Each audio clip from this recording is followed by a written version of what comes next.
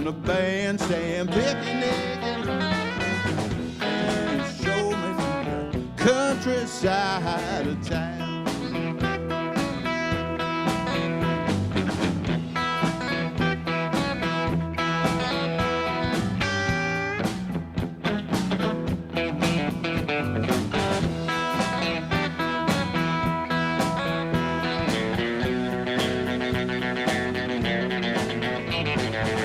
Midnight movers in salty dogs up on the bandstand picnic lightly with the guitar in a sack, rock and roll preacher in the big black hat pulled out the guitar and played a mighty chord. Said, come on children, you got to let me know, can you show me to the countryside of town? They be dancing and drinking when the sun goes down. Way midnight movers in salty dog up on the bandstand picnic. Can you show me?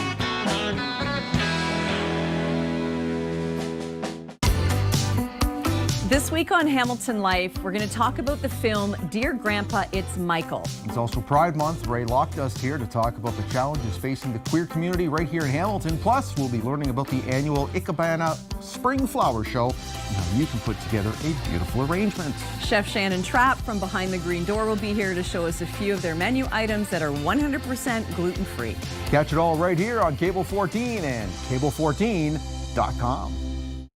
Go on, he's waiting for you. Go. Just go just this one time.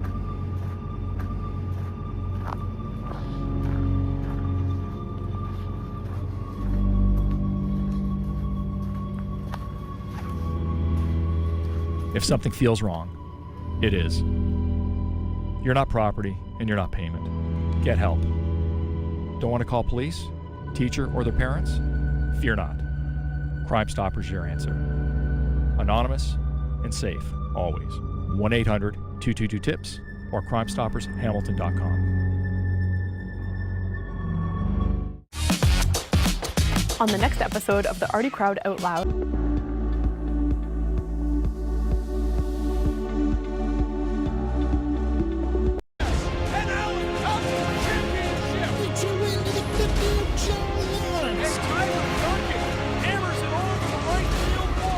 The following is a Cable 14 sports presentation.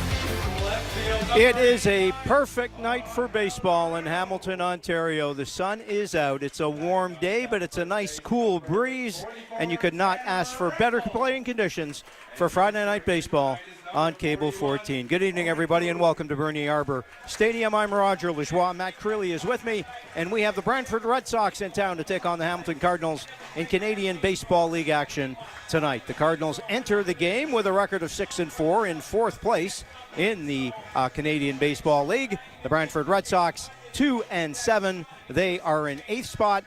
And you know, Matt, it's not too early in the season to start talking about the standings because every game is so important because of the playoff implications this year in the league. We'll get to that in a moment, but first let's go to field level with a presentation of O Canada, Emma Bone.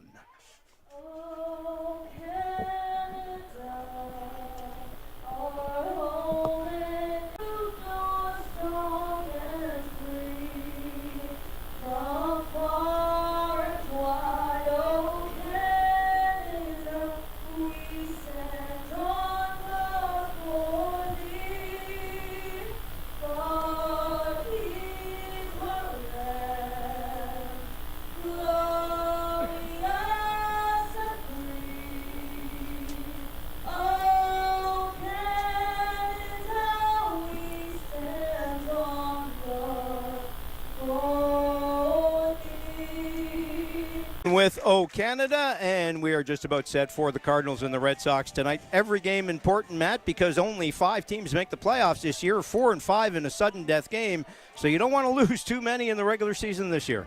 You said it, Raj, and even though the Cardinals are only 10 games into the season, again, it's a shortened 48-game schedule compared to Major League Ball, so we are coming up on the quarter mark of the season already. You don't want to rest on your laurels too much. The Cardinals, it would benefit them certainly to get off to a good start this weekend here against the Red Sox. Back-to-back games starting tonight, and the Brantford Red Sox come to town, and they roll out the starting lineup.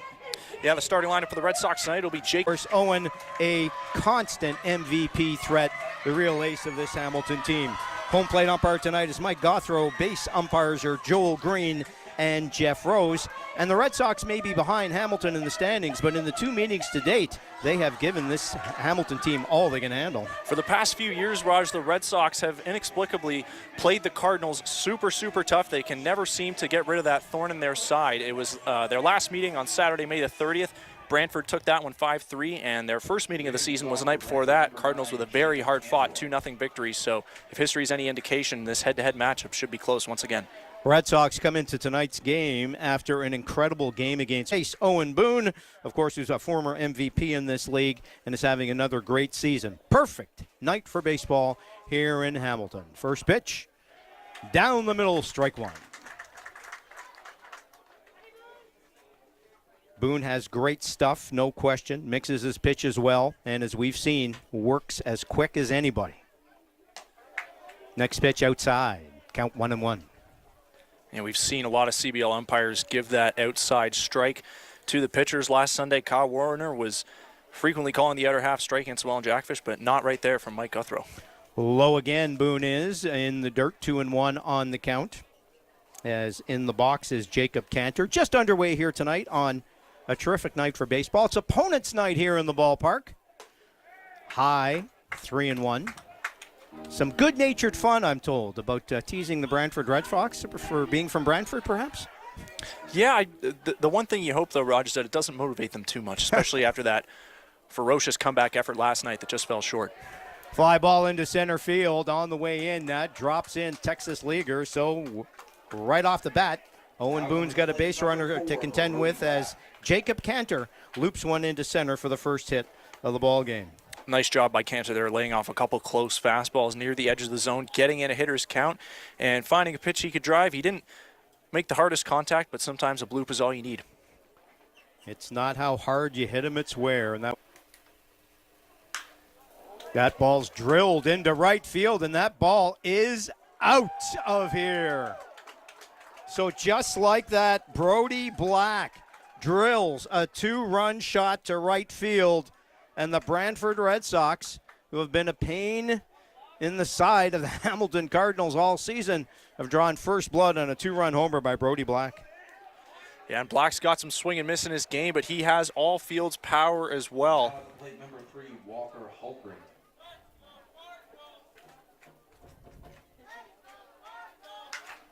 He skies one to center field. Looks like it's playable. It is. And a first out recorded as Hultgren's first at-bat in the Intercounty is a fly out to center field. All right, the Hamilton's defense tonight from left to right in the outfield. Right field, around the field, Rene Reyes at third base, Brandon Nickel at short. At second base is Darlin Hermain, and Tyler Rempel is at first base tonight. And the catcher tonight is Evan McGill, and Owen Boone is the pitcher.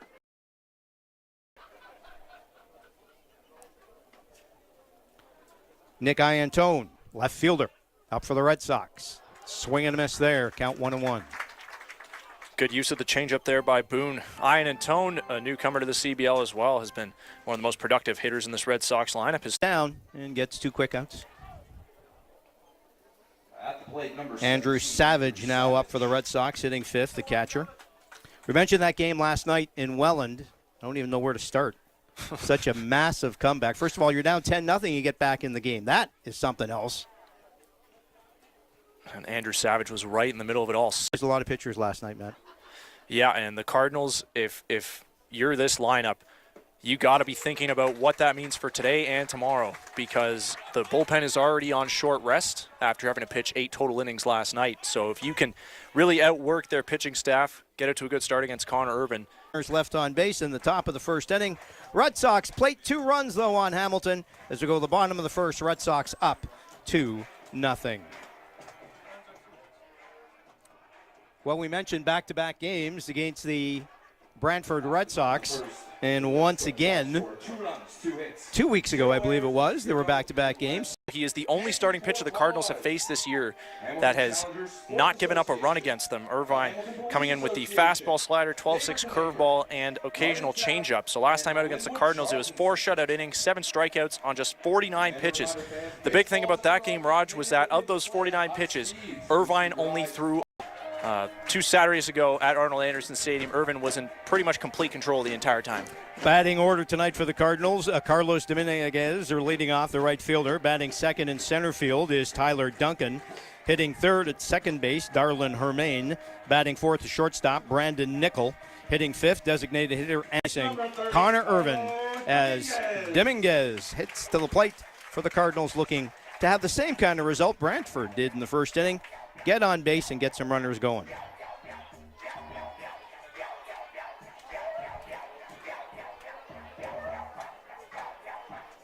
Next pitch, fouled. That'll make it into the parking lot. So Carlos Dominguez has been bumped back into the leadoff spot tonight after his early season slump. He has caught fire his past 3 games, 8 for 15 with 2 homers in his past 3 contests. So the Cardinals hoping for more of the same as he gets sent back to the leadoff spot tonight.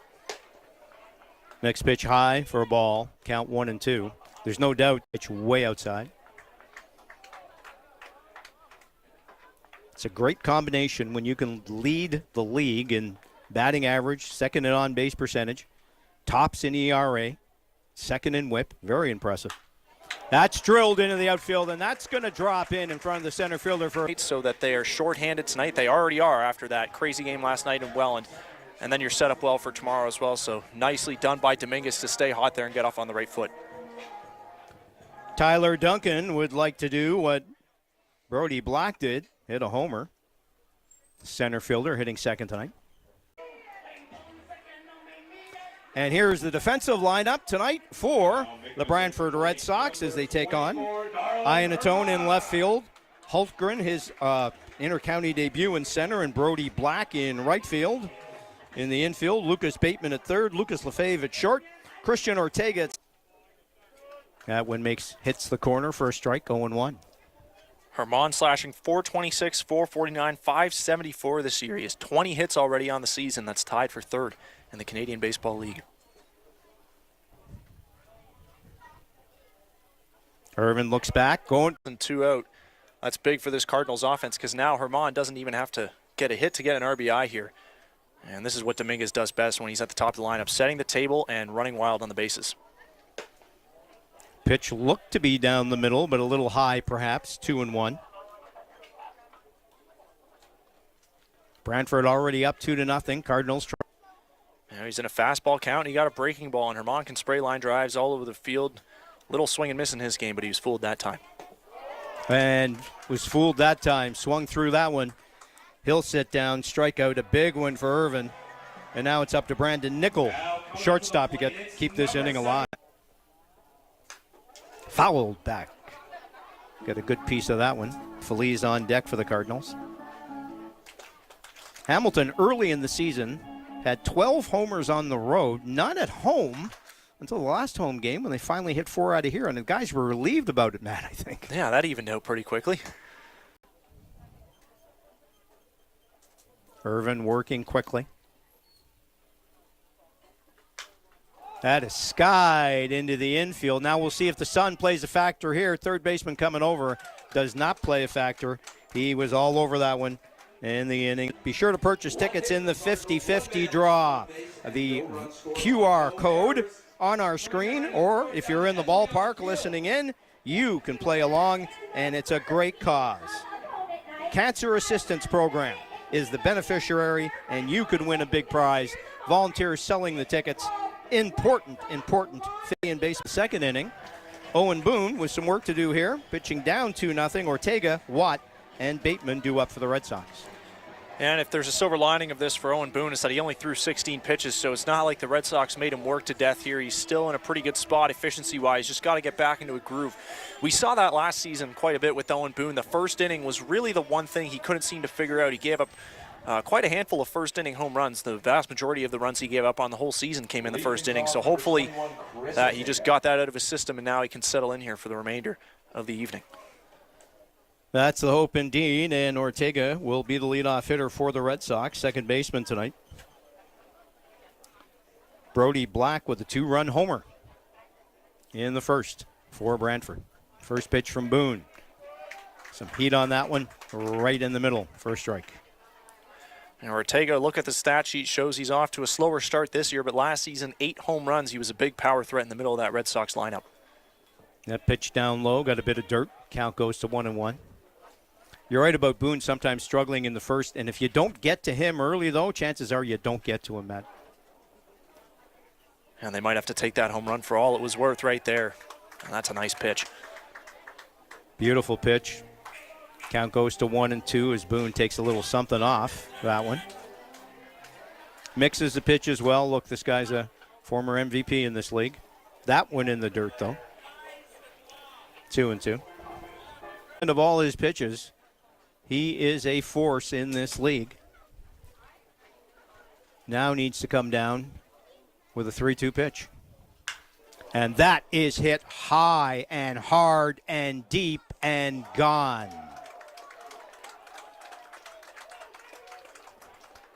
So Boone had to come right down the middle, obviously, and throw a strike. Ortega knew it, and he just waited on that pitch and plowed it into right center field. Second homer of the game for the Red Sox, and they're up 3-0. And that might just be the confidence booster that Christian Ortega needed. A 581 OPS coming into action tonight. Didn't do the bat flip, but as soon as that ball was hit, he was confident it was out. And it indeed was. So a 3-0 lead here. The leadoff homer by Ortega.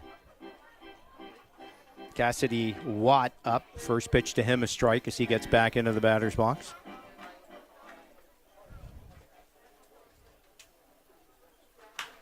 Smacked pass. Rempel at first. Base hit. And Watt will go into first place with a hit. 4 hits here already for the Red Sox in an inning plus. Not Owen Boone kind of start of the game, and he's going to have a little chat on the mound. They've been seeing fastballs in the zone and not been missing them. They've had a very clear plan of attack here, and it is working. And this is a lineup that is scrappy when it's on, and they've pulled out to a lead here. Some shock value in this ball game here early on, courtesy of the Brantford Red Sox. Brody Black with a 2-run homer in the first. Chris Ortega, a leadoff homer here in the second. Now Lucas Bateman steps in, third baseman for the Red Sox. Watt at first, still nobody out here in the top of the second. Boone delivers. Right there, showed that. Still challenging hitters. That pitch way outside. McGill had to stretch to catch that one, 1-1.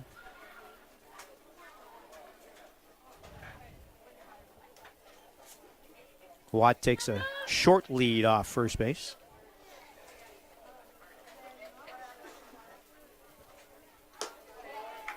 A little high. Boone looks a little frustrated out there, Matt. Not getting the location on those pitches he wants. Again, not afraid to put his great stuff in there. Yeah, it's kind of shocking when you see him struggle even for a short period of time. That one's outside, 3-2. Now, the last time he threw a 3-2 pitch, he came right down the middle with some heat, and it was deposited over the fence in left center field. Let's see what he does here. Bateman 2 for 25 on the year. Boone doesn't want to walk him. So if you're Lucas Bateman in the box right now, I think you can reasonably expect that you'll get something similar to what Christian Ortega did and try and put your best swing on it. 3-2 count. Bateman might know he's getting a strike. That's just speculating, of course. I think that's good speculation. It's a play you make. Just he was slow in getting that lead. Let's see if he tries to run again. And again, Boone had the same thought. So throws back to first. Keep him close.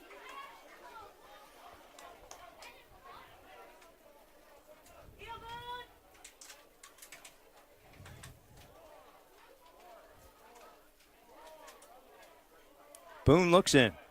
Runner has a lead. He's going again. Again fouled back. So the hit and run obviously on here. The Red Sox showing some. Pitch number 8 of the at-bat. Still nobody out. He's making Boone work. Nice, hard, fast one. And that one doesn't get deposited anywhere but the catcher's glove as McGill picks it up. And another strikeout here. And here comes the pizza guy. And First one down there, first pizza. First pizza of the night, and here comes Lucas Lefebvre hitting 9th. Shortstop tonight for Brantford. Look at that pitch. That's just high heat. He is not seeing that. And you know what? Credit to Boone for not letting all the foul balls discourage him from throwing a fastball in his spot. First pitch fouled off. Well, we mentioned, you're an MVP in the league. You're going to have confidence in your stuff. And you've got to have confidence even when it's not maybe your best night. He's already given up 2 homers, but came back, the hard heat, and that time blew it past the hitter.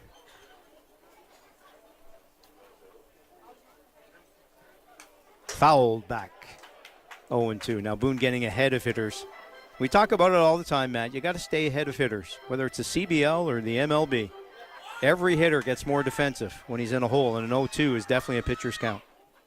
Pretty much any league, you look at league-wide stats by count, and it's hard to overstate how much the count matters. Runner dancing off first, not running this time, and now took something off that pitch and gets a strikeout. So Boone, despite the struggles, back-to-back strikeouts here of Bateman and Lefebvre with 2 out. Excellent pitch sequencing there from Boone. Bust some high.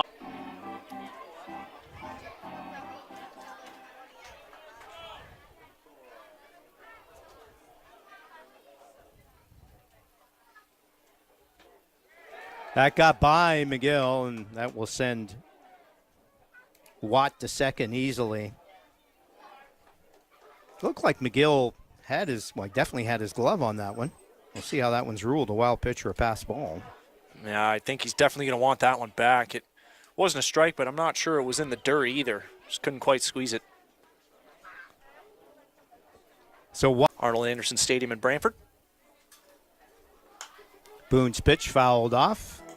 Anybody parked relatively close, hoping they don't hear that thunk crowd. And there's McGill. Oh, he definitely had his glove on that ball. Tried to frame it a little too soon.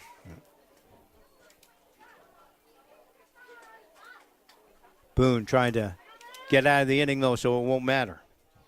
Count 2-2. Looks back at second. Pitches it in. Another one in the dirt. Count 3-2. Mixed results on 3-2 counts for Boone tonight. A 2-run homer on deck for the Red Sox. The pitch. Just missed. A little bit low and away. And that will bring Brady Black to the plate with runners at first and second. And 2 out. Very unlike Owen Boone so far. Well, on 3-2, he tried to go with a fastball in the outer half, and I'm sure if you asked him, he would say he executed that pitch pretty well, but Cantor can take a walk. He's getting on base at a 405 clip relative to the 290 average, so that's pretty good. And just got bested by a good eye and some good discipline there on a 3-2 count. Walks is good. High fastball, this time in for a strike, 1-1. Black has a history of some stunning home runs against the Cardinals. Last year, he took Fernando Rodney deep in the top of the 9th inning of a tie game. That won that game for the Red Sox. That was in early July, I believe, last year.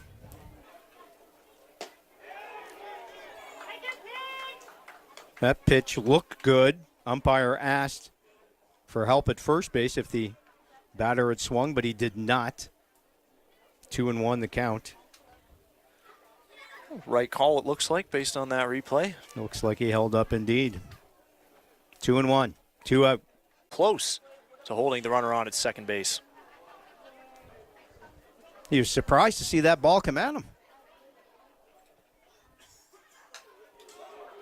Pitch fouled back, count 2-2. And now Boone would obviously dearly like to get out of this inning. Number of pitches is starting to jump up. Red Sox already up 3-0. 2 on, 2 out. Not the start he or the Cardinals were looking for to this back-and-back series with the Brantford Red Sox, who are 2-7, but 1-1 against Hamilton. Boone checks the runners. When he's missed, he's usually missed low. There have been a lot of dirt balls. When he's come in, he's had a couple of strikeouts, but a couple of homers. We have yet another 3-2 count. What happens on this one? Ball 4 is what happens on this one, is that one well outside, and Black trots down to first, and we've got the bases loaded. So back-to-back strikeouts followed by back-to-back walks after a homer and a single started this inning, and that brings Walker Hultgren to the plate. That was his 48th pitch now. Don't worry, Matt. If it doesn't work out for the Cardinals tonight, we'll just blame the team for having opponents tonight. You'll be off the hook. Don't worry about it. Don't worry about it. Thank goodness. Yeah, no worries there, pal. Boone looks in now, 0-1, trying to get the mojo back. Bases loaded. Nice pitch away. Count goes to 0-2, and the fans here encouraging him. You know, you got great fans in the ballpark. They understand the significance of this situation. You do not want this game getting any further out of hand, stating the obvious. It's 3-0. It's the top of the second. You can get one. Lofted into outfield, this time easily playable. Right fielder right there. And Boone is out of it. So not great, but it could have been a lot worse. 1 run, 2 hits, no errors, and 3 runners left on base. We're through an inning and a half. The Brantford Red Sox lead the Hamilton Cardinals 3-0. And the CBL All-Star Game is coming this year. All-Star Weekend is in Chatham, Kent. Great logo coming up. First time ever in the new Canadian Baseball League era, the 2026 All-Star Showdown is landing at Fergie Jenkins Field on the July 11th and 12th weekend. The league's top talent all in one place. Watch the full slate of skills competitions, including the popular Home Run Derby on Saturday. And it should be a great game. Fans would love it, and fans loving themselves here tonight in Hamilton, having a great time here at Bernie Arbor Stadium. Should be a tremendous event. Tonight's game, of course, is broadcast on Cable 14. It's also being simulcast on the CBL app. It's available on Apple TV, Roku, Amazon Fire TV, Google TV, Android, and iOS devices. So, lots of ways to watch Hamilton Cardinal baseball. Sundays, the next home game here in Hamilton, London, the visitors, and tomorrow afternoon, 2 o'clock, these teams resume the rivalry, and it's quite a rivalry this season, at 2 o'clock in Brantford, and the Cardinals hoping to go into that game with a win, but they've dug themselves. Switch hitter batting left-handed. Feliz does step in against Irvin here, bottom of the second. First pitch, just outside for a ball. Sun's starting to set now. The shadows growing a little deeper here at Bernie Arbor Stadium. That one caught part of the plate. Count 1-1 as Feliz looks Irvin's stuff over.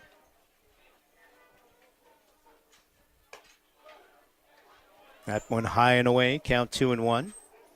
Cardinals wearing their Hamilton. And thankfully for Feliz, that ball rolled foul because Irvin jammed him there. And had it stayed fair, it would have been an easy trap and step on the bag for the first baseman, Cassidy Watt. We've talked about the multitude of minor league experience Anderson Feliz has. For a time in the New York Yankee system, he hit directly behind Aaron Judge in the batting order.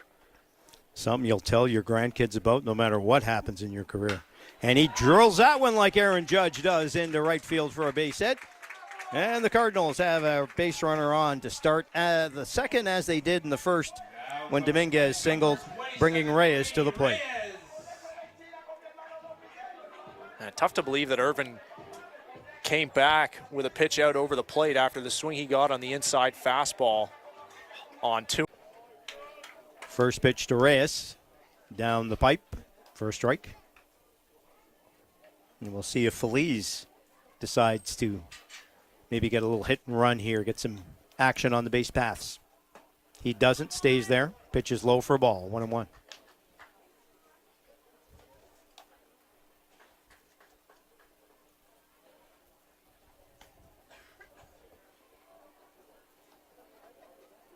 Irvin checks Feliz, looks in. Chopped foul down the third base side this time, 1-2.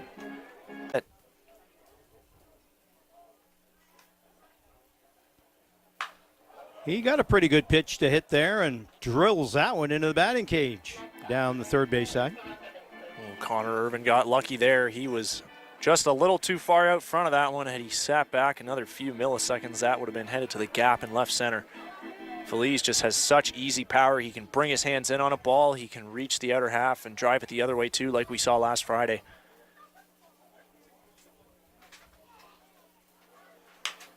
That's chopped to short. Going to be a tough play under the glove of the shortstop. Feliz jogs into third, and a break for the Cardinals. That was hit too slow to be a double play ball, but underneath the glove. Tried to bring his glove up on that ball just a little bit too soon, and under it goes. So, first and third, drilled right field, deep and far off the wall. Feliz had to hold up. He's going to round to score. Other runners being waved. Throw to the plate is down and low and safe. 2-run double. And McGill belts that first pitch. Red Sox thought they might have had him at the plate. Umpire definitively says nope, safe. And a 2-run double for Evan McGill. We got a 3-2 ball game. McGill's got such a pretty swing. He missed a game-tying homer by a matter of feet as that one was off the wall on the fly. And Feliz scored with ease, but the throw beat Reyes to the plate. But a nice slide to come in and make this a 1-run ball game. That's a massive, massive hit for the... Far, is it fair or foul? It is foul. Oh, no. Guerrero can't believe it. And Guerrero can't believe it, and the Hamilton bench can't believe it. Umpire definitively makes the call. Oh, boy. Now, to be fair, I thought it was foul. We'll have a look at it in a moment. Bernardo just questioning the umpire. Not much you can do about it. Let's have a look, see if we can pick it up here. Watch that foul pole on the right side. We don't quite get it. Hard to tell from that angle. Ball did definitely go foul. A similar play that was controversially ruled foul by the third base ump, and now you hear Mike Guthrow telling the Cardinal dugout to zip it. Still letting him hear it about that one. 2 close ones that could have been called homers. Foul poles are too short, though, here at Bernie Arbor to know for sure. That's blooped into left field. Playable and cut. So Guerrero will fly out to left field. Still just 1 out. McGill at second. I have to admit, I thought it was foul. I thought it was foul, but you're right about the foul poles. They're not overly long here at Bernie Arbor, and it is a tough call. I thought, and when you see the camera angle we saw, there was the right, that one's going to be foul. No doubt about that one. And you know the Cardinal bench, and they likely got a better view because it's tough here in the sun, especially for us to pick that up, but they were adamant. They came right out of the dugout saying that call was wrong, and the umpire was just as adamant saying it's a foul ball.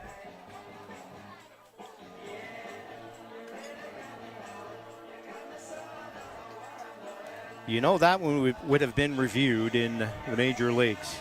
It was close enough for that. But regardless, you got to bounce back. And the Cardinals still have a runner at second. Just 1 out. Pitch to Rempel. In tight. He backs off. Count now 1-1. It's good. They hurt less when you do it with the bases loaded. Swings through that one. Count 1-2. Rempel, by his own admission, the home run he hit last Thursday in the later innings of Kitchener, he said that was the farthest and hardest ball he's ever hit in his life. Cardinals would love to see that happen again here. And hopefully fair. 1-2 pitch. He drills that into left field. That's a base hit. Coming around third, but stopping is the runner. Ball goes into the catcher. So McGill made the right call there because that ball was hit way too hard to try to score from second base. But Rempel delivers a single. McGill goes to third. Carlos Dominguez, who is already 1 for 1 on the ball game, and another hit would tie it right up. Irvin looks in. Now he's got a jam. Runners at first and third. 1 out. Dominguez swings through that one. 0-1. Brantford with 2 in the first, a single in the second. Cardinals answering back with 2 so far here in the bottom of the second. Irvin's pitch. Skied into left field. That's going to be deep enough to score a run, it looks like. Center fielder comes over to take it, but that will easily be a sacrifice fly, and the Cards have tied the game. So that error opens the door big time as Dominguez gets a sacrifice fly to center, and we got a tie ball. Half of the zone on the first pitch came up empty. He's driven that pitch out a ton in the past, but stayed within himself and just did what he had to do to get the run in, tie this ball game up. Tyler Duncan now gets some MVP chance as he steps in. He grounded to second in the first inning, takes that first pitch for a strike. Cardinals are right at the top, in fact, in the top spot in both batting average and ERA, and either second in OPS and WHIP, all of the metrics, the traditional metrics especially. Makes you wonder why they're only 6-4. Well, winning a lot of blowouts and losing a few one-run games will do that, but it's hard to draw it up much better than that from a process standpoint. First in average and ERA. I'll take that any day. That pitch fouled off, and that'll make it to the other side of the parking lot here at Bernie Arbor. Nice crowd on hand taking in tonight's ball game. And there you see the Redbirds shirts. Throwback jerseys, I guess we call them, from time the franchise was called that. Duncan swings through it, and Irvin challenged him and got him, but not before the Cardinals score 3 runs on 2 hits, 1 error, and like nature brightening your day. Bring nature to your backyard with Armstrong Bird Food. Feeding Cardinals since 1986.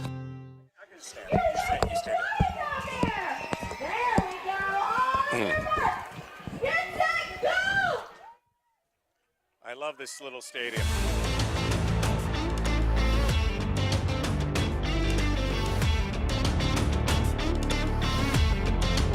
Roger Lajoie and Matt Creeley with you. And we are in the booth, and we are delighted to be joined by a guy who knows a little bit more about broadcasting than either one of us. Oh, yes, you do. This place. I love a lot of the stadiums in the CBL. This is a nice little jewel here. Really nice. We love it for sure, and we love the great work you've done. You don't need any introduction on what you're doing. But you see what I'm wearing, by the way? Yeah, look at him. He's got you know why? There's a World Cup on, isn't there? I was at the game. Were you? This afternoon. Oh, come on. Tell us about it. And 2 things. The first time I ever took a GO train in my life, and I got here for the game because I didn't want to miss my kids' game. And the game itself, I will tell you, people, I said many times that when the World Cup came, and I think you and I talked about it a couple weeks ago, people had no understanding how big it is. The whole entire city, the anthem, Ryan Reynolds was there, Mike Myers, and Canada, I thought in the first half had a couple of really good chances. I thought they looked a little nervous. They got a 1-1 draw. I think they would have liked to win, but you know what?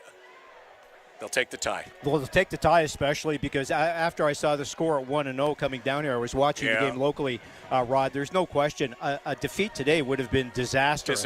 Well, I'm going to tell you, if they don't get out of this round, and I think they will, it would be disastrous. I mean, before it was really nice to be here at the World Cup. You know, we're nice to be here in Qatar. You know, I'm with you. I'm your stats guy. Yeah, there you go. It's the top of the third inning, and Nick Iantor up for Brantford in a 3-3 ball game. First of all, how did you get here in time with the GO train? My wife picked me up. She was in Burlington working, and I got to the Appleby line, and the game. I originally thought it was a night game, but then they moved it to it was a 3 o'clock game. So game ended around 5:15. It took out 45 minutes to get out of the stadium. They got to work on that. But I will tell you, there was some magic, World Cup magic in the air here in Toronto and in Vancouver, obviously. 2 quick strikes into the Brantford hitter, and he pops one up. Third baseman after it, looking tough sky, and it foul drops in, but. Anywhere. It doesn't matter if it's here or any stadium. It's just that near that dusk twilight, it's really tough finding a ball. So you rushed to get here for this ball game. And to see you. To see your son hit a two-run homer. What's it feel like when the boy gets I just got here. They're going to show this? You missed No, it. I got here. I just got here in time. I got a beer, and I was ready. And you were ready to go. Yeah. Well, there it is. Oh, look at that.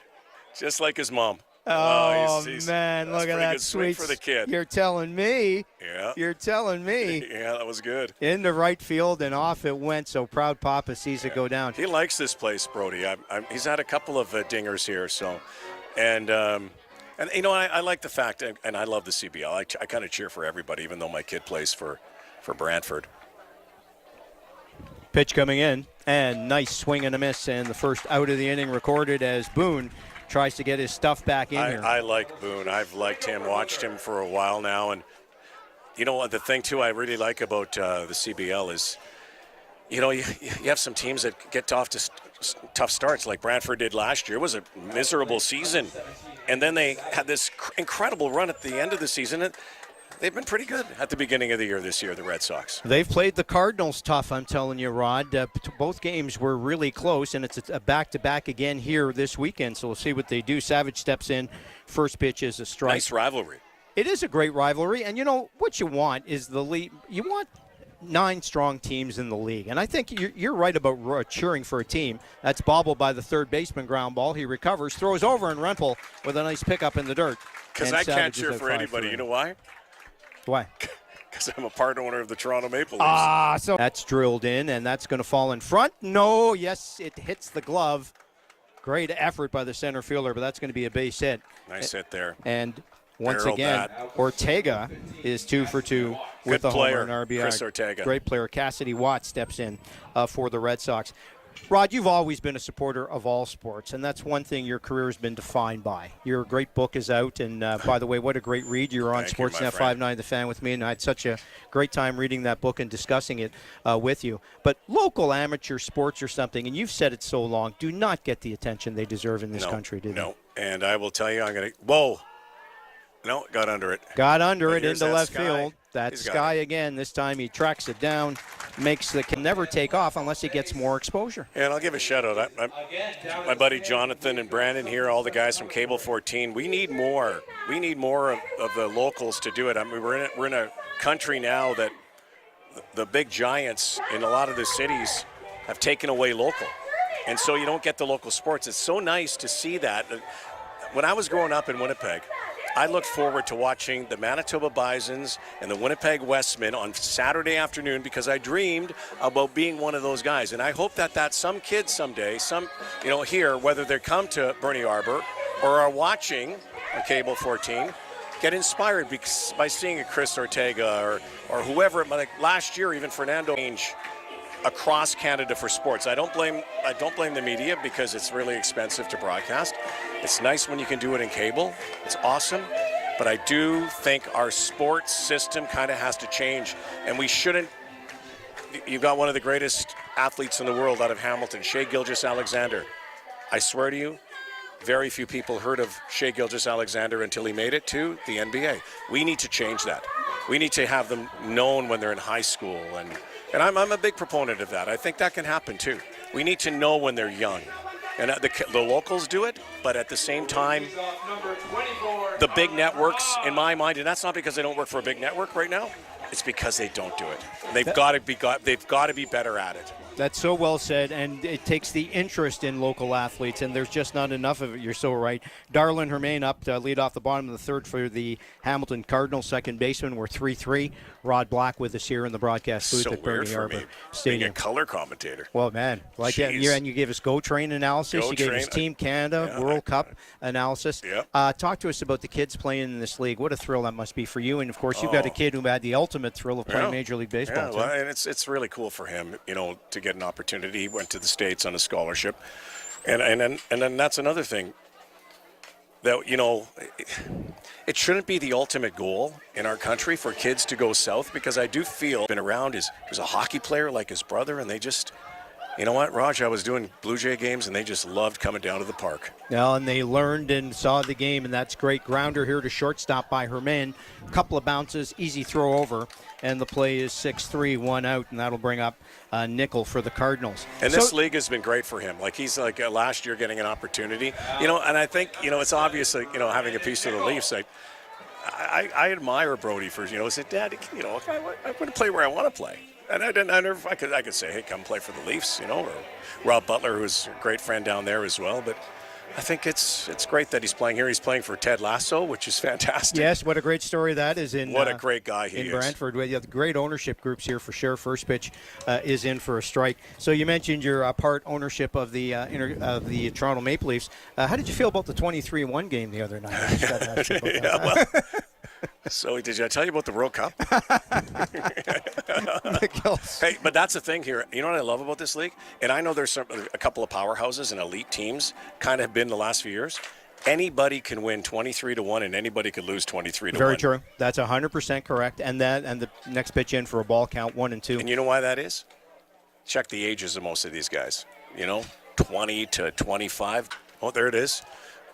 Nice play in the hole. Could not get his glove on it, and right through. So another base hit. Cardinals have a base runner. Nickel at first. I must have a lot of relatives, Raj, because it's a bestseller, which is great. But it's a lot of stories about sports, and it's kind of it's not really a memoir, kind of a journey of my career, but also it's a journey of sports, and it kind of tells you about the human side of the great stars and where they started. And I do believe that they get starts like humble starts like in the Canadian Baseball League for a lot of these players. Feliz up now for the Cardinals. 1 out, runner at first. 3-3, bottom of the third. This guy's got a great barrel. Does have a great bat. He can swing it. Good dreads, good barrel. First. You know, had to take it hard, grind it out in some local stations and roller rink DJ, bar DJ, jamboree DJ. That's a great story, folks, when you read the book. Just remember the DJ of the Jamboree. Yeah. That's a pretty good one, too. You might not want to read it while your kids are around. And anybody over 60 will love you. Doesn't have to call me Johnson, too. That's a great story. Ground ball in the hole again. Shortstop over. Long throw, high, and great play to stay on the bag to retire Feliz. Terrific play by the shortstop on the throw. And then on the first baseman to retire Feliz. Nickel goes to second, but as we watch it, had to go in the hole, had to stretch for it, then steady himself. Looked like it was way high, and it was. Look at that leap and keeping the foot on the bag. That's the kind of great plays you see. It's time for a really big professional men's baseball league in this country. Quebec, Maritimes, 100%. Prairies, BC, hotbed of baseball. 100%. So many great franchises around. Count 1-0, 2 out now. Runner at second. Irvin fires in. It's low. You know what I love about this league mostly, though? Is the talent level. I think anybody who comes here who knows baseball, been around, I was lucky enough to call big league baseball, Major League Baseball. This is a high level, high caliber of baseball. It's fantastic. No argument from us here, Rod. 100%. 2-0 the count. Irvin pitches in, swung through. 2-1. Ask some of the guys who've come up here to the big leagues, and they come. Yasiel Puig, who, again, he can have his moments, but he struggles too. It's baseball. He's had his moments, there's no question, in the dirt for a ball, 3-1, and it shows you, yes, it's great when you see a former major leaguer player, because maybe it gets people who are not familiar with the league to come and watch, but then they watch every other player in the league, and they watch the former major leaguer, thought, man, I thought this guy was going to totally dominate him. Absolutely. And he does not, so another crowning achievement for that league for sure. 3-1 the count, 2 out. Bottom of the third, we're tied 3 here. Glad you're with us at Cable 14. Swung through 3-2. Rod Black in the booth with us. He's got a great new book out. Check it out, folks, for sure. And, you talk about as a parent and watching the kids and their development and everything else, Rod, are you ever tempted, to do play-by-play when you're watching them on TV? I do it all the time. That's my life. I knew it. Raj, I do play-by-play when I go to Tim Hortons. Drives are crazy. I knew it. I'll have a double-double, no, I'll have a triple. No. Here it comes, and they're bringing it over the drive-through. There's a little walk there, so threatening again here. First and second, Reyes walks, and McGill up. He had an RBI double earlier. Yeah, no, for sure. You never lose. I mean, I'm still calling a lot of games. I don't do as much baseball anymore, but, oh, yeah. Especially even Stanley Steak. That's money grab to me. Yeah, last game of the year should be the Stanley Cup final. That's it. Here's why I'll tell you. Look out on the fields. Look everywhere at this time of year. Kids are playing soccer and baseball, and they're outside, and guess what they're not doing? They're not watching the Stanley Cup final. Right. When we were growing up, that's what we did. Stanley Cup, when the Leafs won this, it's always funny when you talk about when the Leafs won the Stanley Cup. I believe it was May 2nd, 1967. May 2nd. Now a 6-team league. Well, here we are. Grounder to second, picked up, nice. Thrown to first, and that will end the inning. We're tied 3-3 after 3. Rod, it is great to see Raj, you. Thanks so much for your time. You're the best. Hey, you are too. Thank you. All the best. Rod Black, everybody, one of the legends. Check out his book. He is one of the best of all time. Love Hamilton. Love the Hammer. That'll the Cardinals. Love the Red Sox. Love everybody. We Give love me a hug. League. Give me a hug, you. Raj. You're the There best, you go. Rod. There Thank you you, go. buddy. All the best.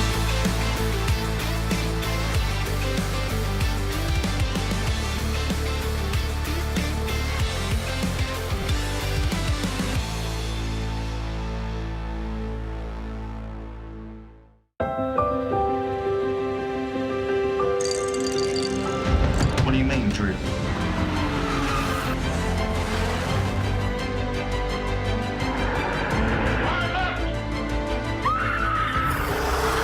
I make this look good.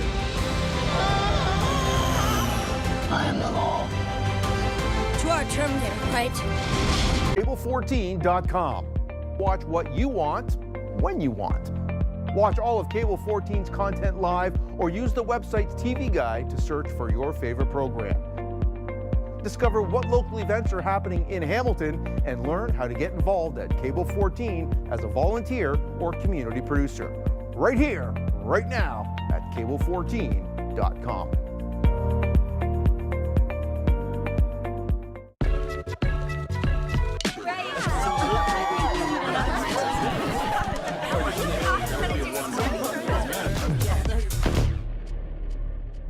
Alcoholics Anonymous. For more information, visit aa.org.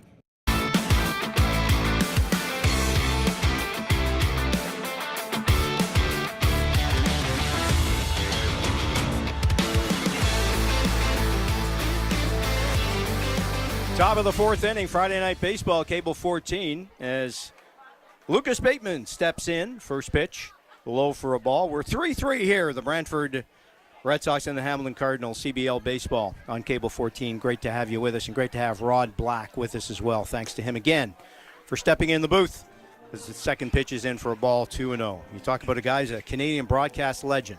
I gave him the dig on the 23-1 game, too. That was pretty good. Yeah, I thought, I noticed that. I represented the court pretty well there. As that one's in for a strike. 3-0 pitch is now, count is now 3-1. Owen Boone has continued to struggle. I think that's a fair enough assessment for the first 3 innings, but still in the game, thanks to that 3-run bottom of the third by the Cardinals. But that is inside for ball 4. And walking guys at the bottom of the order is just not something we see from him very much. And Connor Corey is up throwing with more intent in that Cardinal bullpen. He first got up all the way back in that very long second inning. Boone can't go anymore. He's up to 64 pitches now after that leadoff walk to Bateman. 65th pitch is bunted, and it's a beauty. Catcher comes out, plays it. Nice play to record the out at first, but a perfect sacrifice there by Lefebvre. So you're the number 9 hitter, but you do a terrific job on that bunt. So the number 8 hitter works a walk. The number 9 hitter with a sacrifice. That's how you stay in games. You got to like the way the Red Sox are playing this ball game. Yeah, offensively, this has been just a great plan of attack from them. And on this bunt play, as Lucas Lefebvre lays one down, lost in the shuffle after that play by McGill was Owen Boone and Rainey Reyes colliding. And the third baseman Reyes appeared to have gotten the worst of it, walks gingerly back to third, but stays in the ball game. And thankfully, Owen appears no worse for wear. Jacob Cantor, a glimmer of light against the outfield fence as twilight comes in on this beautiful night. I was going to say there's not a cloud in the sky. There are clouds in the sky, but it's a beautiful blue sky tonight. Hard fastball there for a strike.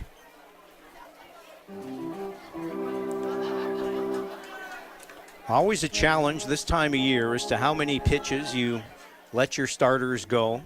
Playing 3 games in 3 days. You know, in the majors, Matt, they play every day. Mm-hmm. In the Canadian Baseball League, you play 3 and 3, and some weeks you only play once. That's tough to manage. Down the stretch. 1-2 the count. 1 out. Runner at second. Boone pitches.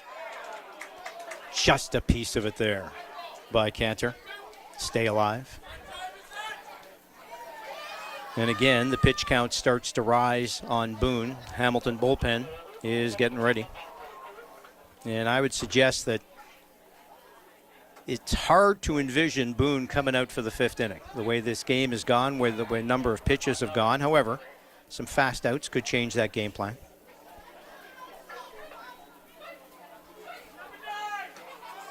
Doesn't get an out. And Stu to come back and tie this up. 2-2 pitch from Boone. Nice off-speed pitch swung through by Cantor. And a big out. Huge out for Boone. Third K of the night. Fourth K, pardon me. 3 walks. Brady Black coming up, and we've got a mound visit here. Slow walk. This might be a pitching change. Slow walk is right. Does he want the ball?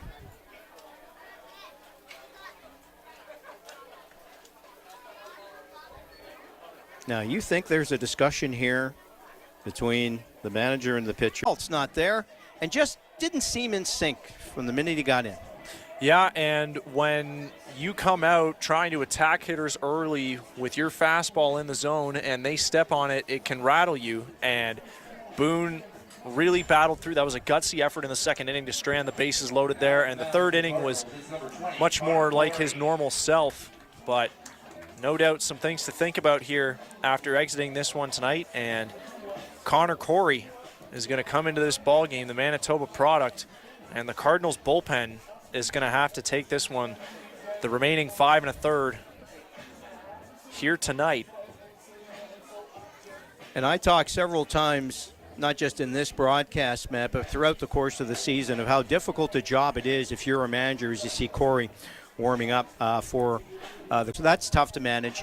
But now you got 3 and 3, and I'm sure when he's sitting down going through his pitching rotation for the weekend, he isn't budgeting 3 2/3 for Boone here tonight. Not at all. And what this does is it puts Frazie's Adames, puts a little bit of pressure on him. He's the scheduled starter for tomorrow, and the Cardinals are going to want some length out of him. And Adames has been absolutely dealing to start the season. 3 magnificent starts after that opening night relief appearance didn't go so well. So hopefully they can get some length out of him tomorrow. But again, this is a Cardinals bullpen that's generally up to the task, and Connor Corey, his last appearance was a week ago against the Maple Leafs, and sure, it was a blowout by this point. Someone out of that bullpen to give him 5 or 6 outs in relief, it'll go a long way towards kind of alleviating some of the stress now that is put on by a shorter than usual appearance from Owen Boone. Corey on the hill, top of the fourth, 3-3 game, 2 out, runner at second. First pitch, ball 1. These two teams battle at Arnold Anderson Stadium tomorrow, game time 2 o'clock. So Red Sox fans, sure and get your tickets for that. And Cardinal fans, as pickoff attempt, he got him! Oh, great pickoff by Corey, thrown behind the runner after having a runner at second and 1 out. Great move by Corey. That is just a huge relief if you're the Cardinals, and if you're Brantford, though, Lucas Bateman, number 8 hitter, found himself on second base, and that is the type of mistake you can't be making. You know, they jumped out to a 3-0 lead in this ball game.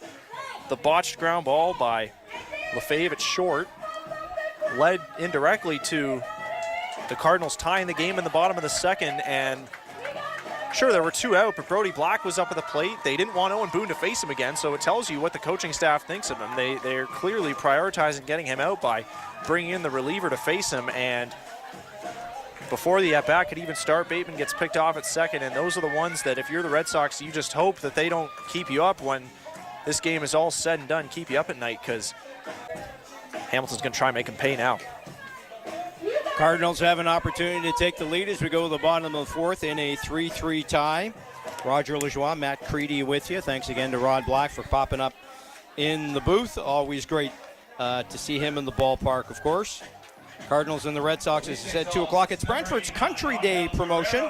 And I mentioned tickets are available at BrantfordRedSox.com, but Hamilton season ticket holders can always attend free on the road with their road pass, which is included with their season ticket package. So if you're a season ticket holder and you've got the package, you want to go to a road game, it's part of your package. So if you feel like making the drive to Brantford tomorrow, and it's a short drive from Hamilton, by all means, come in and cheer on the Cardinals. As we start the bottom of the fourth, first pitch to reward fans. Rod mentioned the Toronto Maple Leafs. You cannot charge at Christie Pitts. So you have a deluxe membership, and it's 2-1 the count. You have to have a deluxe membership, and that deluxe membership also lets you in at road games. So you do those kind of things, and there's great value for fans. It's affordable, and you got to think outside the box. And I think it's a great way to get fans involved. Grounded to second there, 4-3 the putout, and Irvin gets the job with the first runner here in the fourth inning, and Tyler Rempel comes to the dish. Making his way to the plate, number 44, Tanner Rempel. Rempel singled in the second.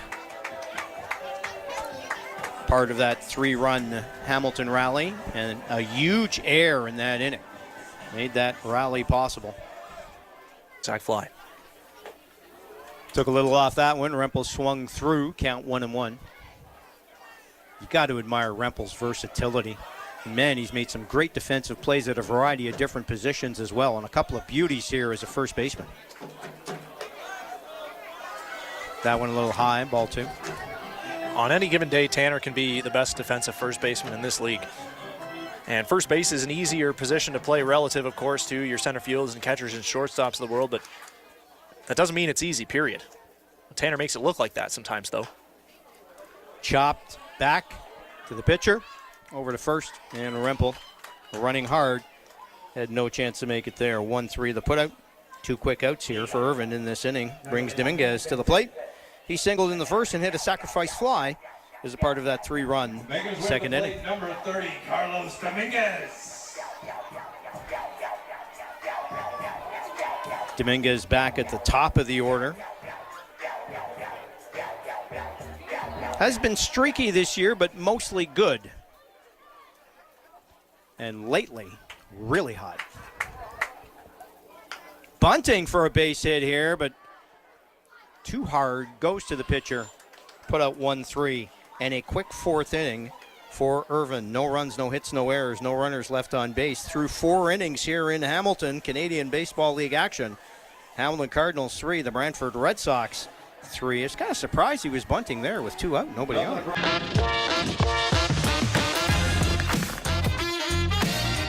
My first professional glove, that's the one I remember the most. When I was coming up, even though it wasn't that long ago, having your name on a glove was a big deal.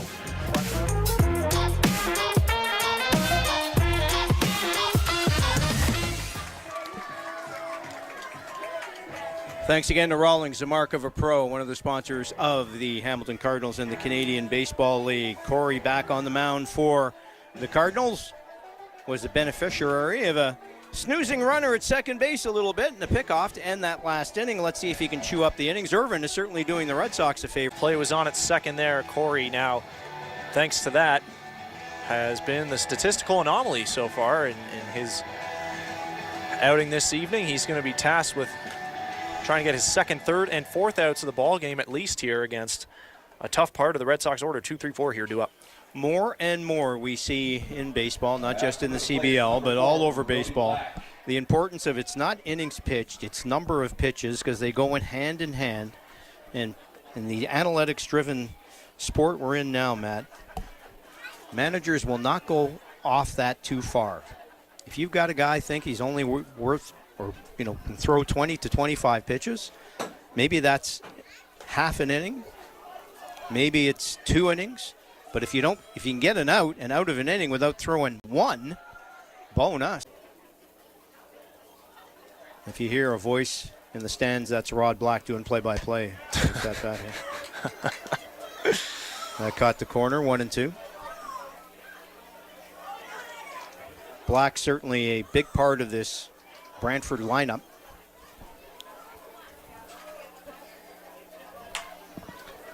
Hits that one on the ground, second, over to first. And for the first time tonight, Black has retired 4-3, bringing Walker Holkgren to the plate. He's flied out deep both times tonight, 0 for 2. Yeah, Hultgren, the Minnesota native, making his CBL debut tonight. He spent 4 years at Dakota State. That is an NAIA school. And he hit quite well when he was there. .337 career average in 183 games there.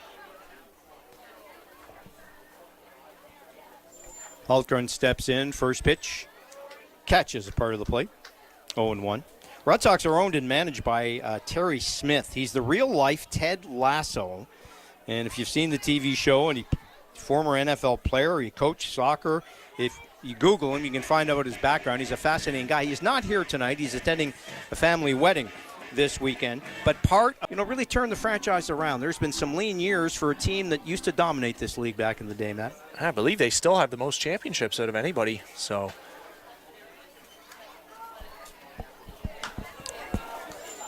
Knocked into left field, but right at the left fielder. So 2 quick outs here, and just what the Cardinals need. Some fast outs by the bullpen. So with Terry Smith away at a family wedding, Greg Rapp, who has pitched out of the bullpen for the Red Sox a couple times this year, has stepped in as acting manager, the veteran reliever. Ty Smith is the Brantford's GM, and Terry's son. He's away as well, so Red Sox are pitching in, and I'm sure the Smiths keeping an eye on the festivities tonight. They're likely listening in or watching the ball game, or will be getting the replay. So best wishes to them, and I'm sure they're pretty pleased the way the Red Sox have been competitive against the Cardinals. Once again. 2-0 the count. 2 outs. Low. 4 straight pitches to Antone, and he'll make his way to first base on a walk. Andrew Savage to the plate. He's 0 for 2, grounded out twice.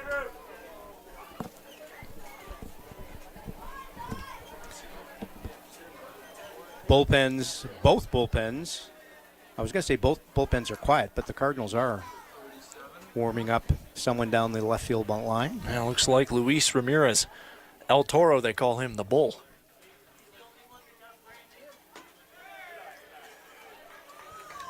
Another ball. So Corey, after getting a pickoff, then 2 quick outs, 5 straight balls here. Pitching change. You don't often see this in the middle of the at-bat. I think you see Pedro Perez, Cardinals assistant coach there, kind of telling Ramirez to hurry up down there, so he figures to be next. And Bernardo having a chat with Corey here. I'd be surprised if he's pulling him in the middle of an at-bat, 2-0. Probably he's just telling him, hey, man, relax, collect yourself, do what you got to do. He had that slow, meandering walk again. That's the only reason I thought so. Yeah, rarely do you see an in-bat pitching change unless it's an injury. It's not fair to the reliever to start. He fooled us. There's a strike. Corey comes back. 2-1.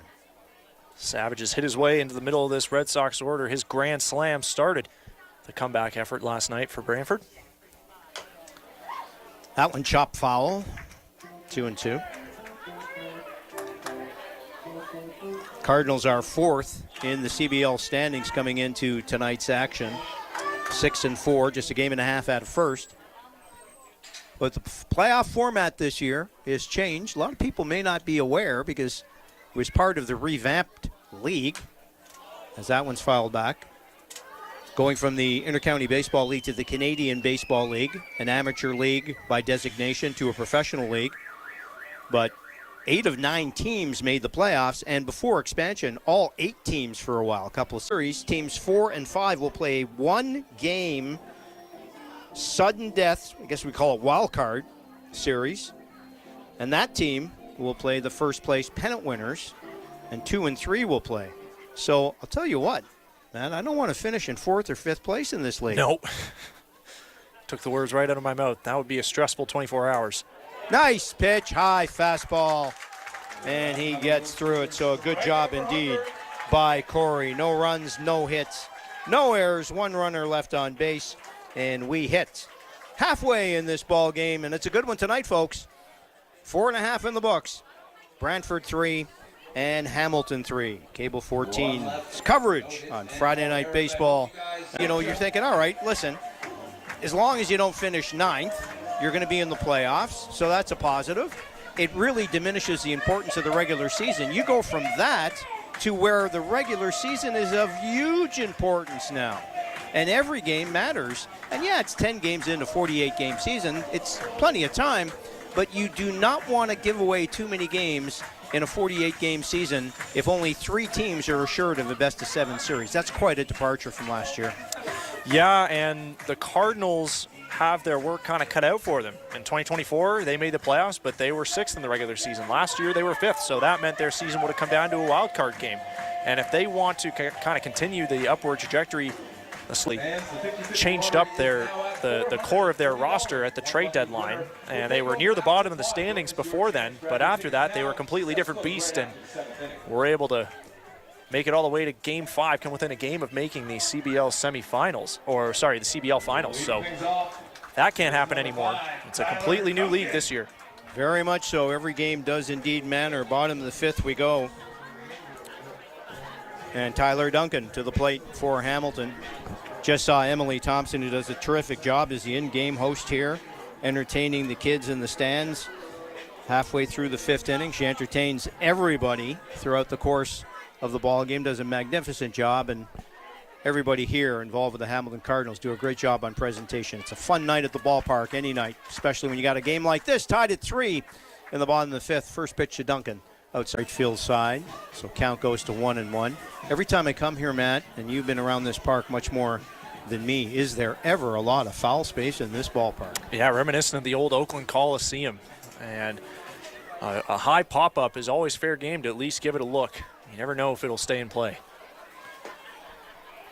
That pitch looked a little low, but made it in for a strike. So Duncan behind on the count 1-2, and he takes a second to go back and ask the umpire exactly where that pitch was for future reference.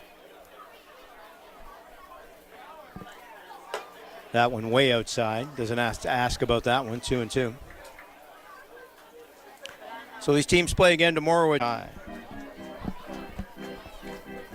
and still no action in the Brantford bullpen. So Irvin doing a great job here after Brantford depleted that bullpen last night. Duncan works a walk. And the fans approve. Yeah, and we'll see if Irvin can move quickly this inning. The Red Sox are no doubt hoping for that. The Cardinals had to know coming into this one after how much the Brantford bullpen had to work. 1-0. Keep an eye at Duncan at first if the Cardinals decide to try to create some havoc here on the base paths. 3-3 game in the 5th. You're not going to start playing for a run, but sometimes starting the runner can create some noise. Slap down the third base side, just foul. That would have caused some problems. We saw Herman do that last Sunday against the Welland Jackfish in the first inning against Teodoro Ortega. He slapped one fair down that left field line, rattled around in the corner, and scored Tyler Duncan all the way from first. 1-1 the count. Runner at first. 3-3, bottom of the 5th. Nobody out. Pitch to Herman. Nope, not a pitch to Herman. A pitch over to first. Keep Duncan close to the bag.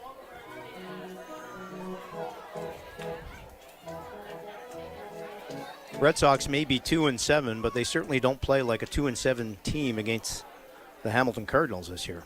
Well, they'll make you work for it. Grounder through the hole. Seeing eye single. As Herman reaches first. Duncan meanders into second, and the Cardinals got something going. 2 on, nobody out. Brandon Nickel, 1 for 2, singled in the 3rd. Popped to third base back in the 1st inning. On beautiful bunt. Catcher comes in, picks it up, but perfectly executed sacrifice by Nickel. So putout goes 2-3. Herman goes to second. Duncan goes to third. I'll tell you, I've seen that several times with Bernardo and the Cardinals. They are not afraid for the middle of the order guys to give themselves up and sacrifice here for runs. And they've done it to their advantage quite a bit, and this is just beautifully done by Brandon Nickel. Hustled up the line. It was a tight play, and it was just like the bunt play with Brantford a couple innings ago, and we had a collision between Owen Boone and Rainey Reyes. We had another near collision between Connor Irvin and the catcher Andrew Savage. And I'm not sure if he pulled something or there was maybe some minor contact there between the two teammates, but Irvin is hobbling around and pointing to his right leg in the knee area. Up in 3 games in 3 days for these teams, and the back-to-backs for Brantford coming up. Irvin has been terrific. Now he's smiling as he talks to the catcher, maybe saying, hey, next time don't step on my foot, okay? Give me a break, buddy. This game's tough enough without you trying to take me out. And he's going to get a chance to warm up here, make sure he's okay. Red Sox do not have anybody warming.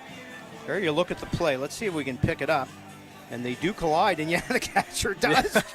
He did step on his foot. Great camera work there to pick that up, boys. Nice. But I'm telling you, that's why the smile. And even Hermaine probably having a word. Yes, and he actually is. Hermaine throwing his 2 cents in on the discussion. Number 8, Anderson Feliz. All right, Feliz up. Big spot here for Feliz and the Cardinals. 1 out. Runners at second and third. 3-3, bottom of the 5th inning.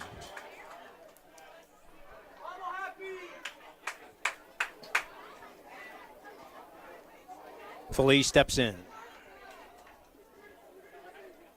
Irvin staring him down. High. Ball 1.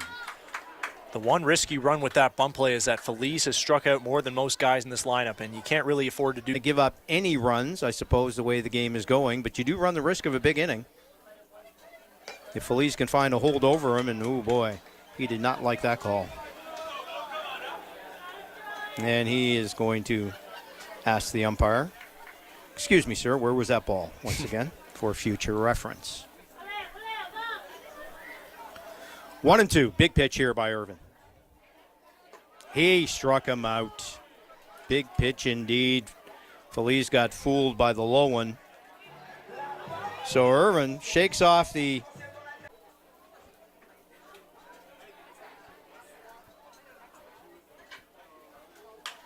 That's going to bloop into the outfield, and that's going to score at least 1, and it's going to score 2. Throws coming in, but no chance. And a nice piece of hitting there by Reyes, who just bloops one into the perfect spot in center field. 2-run single, and for the first time tonight, the Cardinals have the lead.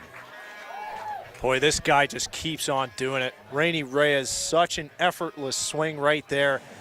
Took it right back where it came from. Such a multifaceted hitter he is, and it got a little hairy there for the Cardinals when Feliz struck out, because now you're banking on a hit from Reyes with 2 on. But with 2 outs, they both score easily. Just yet another excellent piece of hitting from him. Again, number 2 in the entire league in OPS. Just keeps on getting it done. McGill steps in. He had a 2-run double earlier in the ball game. At first pitch, a strike. Grounded to second in the 3rd inning after that 2-run double in the 2nd. Cards scored 3 in the 2nd after being down 3-0 early. 2 here. Runner goes, second base, and he is dead.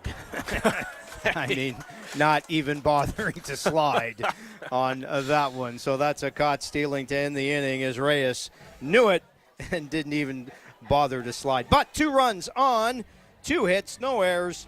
Nobody left on base after the caught stealing, but the good news for the Cardinals, they plate 2 in the bottom of the 5th. They lead Brantford 5-3. You're watching Canadian Baseball League action. It's Friday Night Baseball on Cable 14.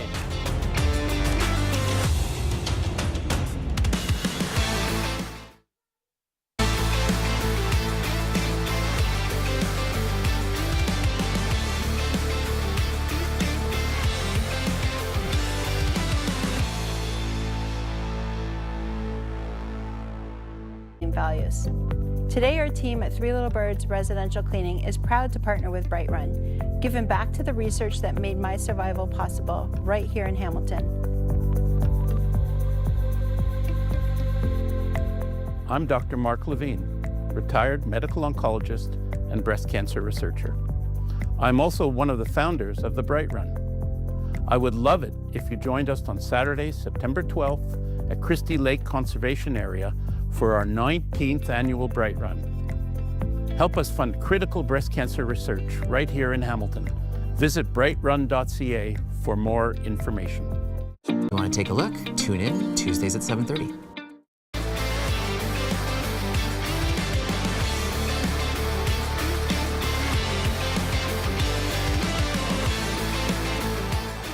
Friday Night Baseball on Cable 14. Welcome back to Bernie Arbor Stadium. We're in the top of the sixth inning, or just about to go into that top of the sixth inning. The Hamilton Cardinals with 2 runs in the bottom of the fifth.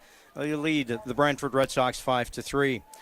Roger Lajoie, Matt Creeley with you, and delighted to be with you, and thanks for joining us. However you're joining us, as the Red Sox try to bounce back after taking that 3-0 lead, 5 straight for Hamilton. And Chris Ortega, the second baseman, will lead off here in the sixth inning. He's homered and singled, so he's got a big night going. Yeah, and he'll be facing the new pitcher, Luis Ramirez, who was warming up with intent last inning, and it is indeed his turn here in inning number 6. Ramirez last appeared on Tuesday, the 2nd of June in Guelph. He made a spot start. He went 4 2/3 in that one, 4 brilliant, just dominant shutout innings, and then the Royals got to him in a big way in the 5th. Taking the lead and running him out of the ball game. So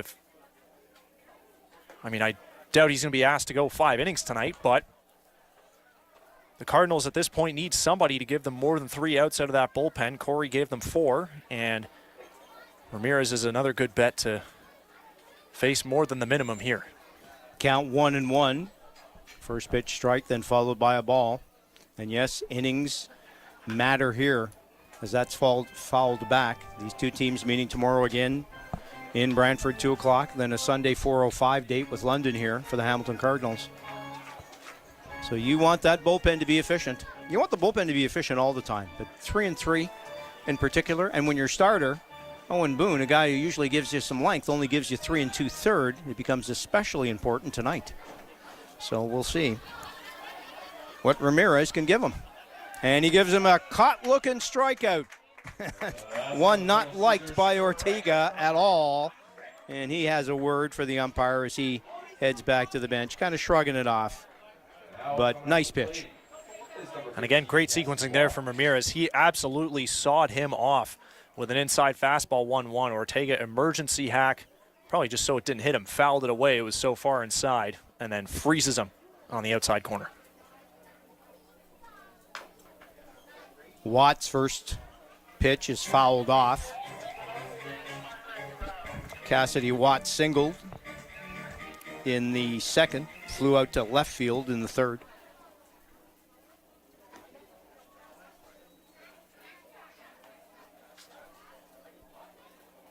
Speaking of coming back, that ball thought that was coming right back at us.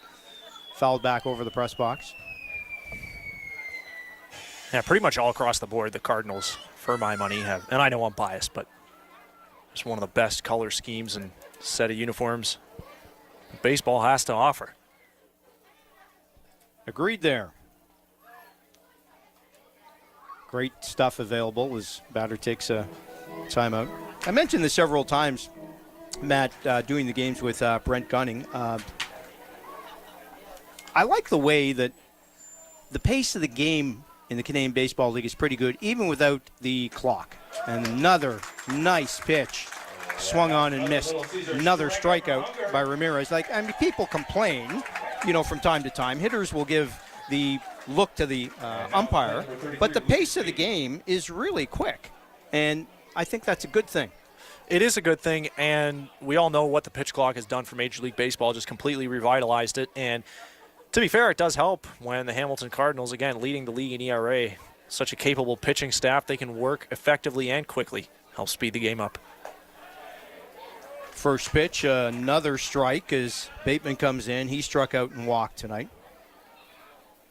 Boone in Sailor Sky, just a beautiful night here in Hamilton. I'm still trying to figure out how Rod Black managed to get from the soccer stadium for a 3 o'clock start to get here for first pitch in Hamilton. Had to be something going on with that. The pitch outside, 2-2. Some action to our right down in the Brantford bullpen. The righty Halden Craig was up and stretching. Tight. Bateman's life flashed before his eyes there. Wow, that's about as close as you can get to getting hit without actually wearing it. And great job by him to dodge that one. That was up around his head. And all smiles at first base, but I'm sure a little nervousness because, yes, that one was up high indeed. So runner at first, 2 out. Lucas Lefebvre now steps in for the Red Sox.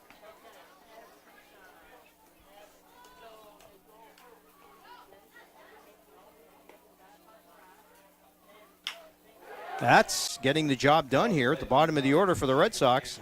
So 2 on, 2 out. And Jacob Cantor up 1 for 2 with a single and a walk.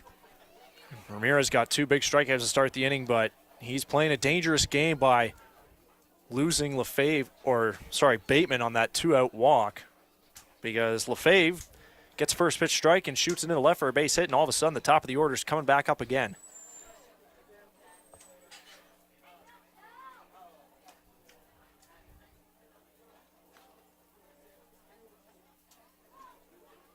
Two on. The pitch. Nice pitch. Fooled him completely as Cantor was ahead on that swing, 0-1. Cardinals bullpen has been one of the saving graces for this team, one of the big reasons the team has such an excellent ERA and whip. Another strike swinging through that. Might have got a piece of it or bounced out of the catcher's glove. Either way, it's 0-2.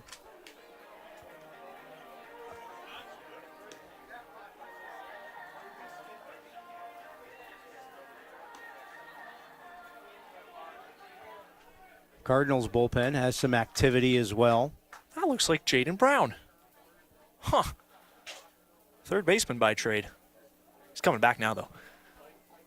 Thank goodness. My biggest pet peeve is position players pitching. You're not going to do it in a 5-3 game, but that one's outside for a ball. Jaden can pitch. He did it in a preseason game. He trained a lot as a pitcher over the winter, I guess just for the fun of it, but I doubt the Cardinals will be bringing him in here unless the game is truly out of hand, but that doesn't fall under your traditional position player pitching, I don't think. Grounder to short. 2 first, and a nice easy 6-3 play to end the inning. So Ramirez does a good job. No runs, 1 hit, no errors, but 2 runners left on base. Red Sox put up another 0 in the top of the 6th, and we go to the bottom of the 6th here at Bernie Arbor Stadium, and the Hamilton Cardinals lead the Brantford Red Sox 5-3. Roger Lajoie, Matt Creeley with you, and delighted you're with us here on Cable 14. And speaking of Cable 14, time to thank our great crew of volunteers. Cable 14 and cable television everywhere really depends on the work of great men and women who come to the ballpark hours and hours before the game, set up the equipment, do everything they need to do, and they are the lifeblood of community television. So we salute them, and there's one of them right there behind the fence doing a great job. Our camera people, our directors. Takes a village to put together a broadcast of this quality, and it is a high-quality broadcast we're very delighted to be a part of. So thanks to...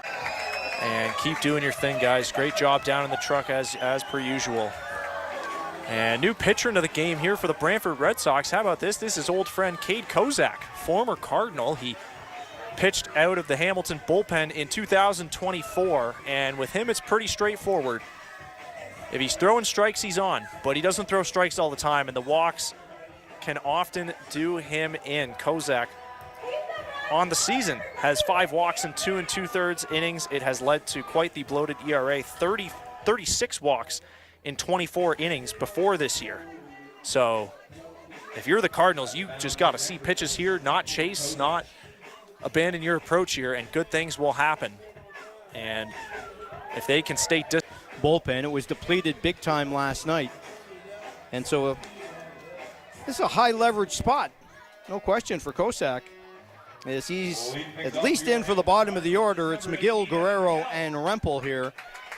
The one thing about the Cardinals this season, they've got great balance in the lineup, Matt, and this team has been successful offensively, not just because of 1, 2, or 3 players, but 1 to 9 in various games. Everyone's been contributing, and they lead the league in batting average as a result.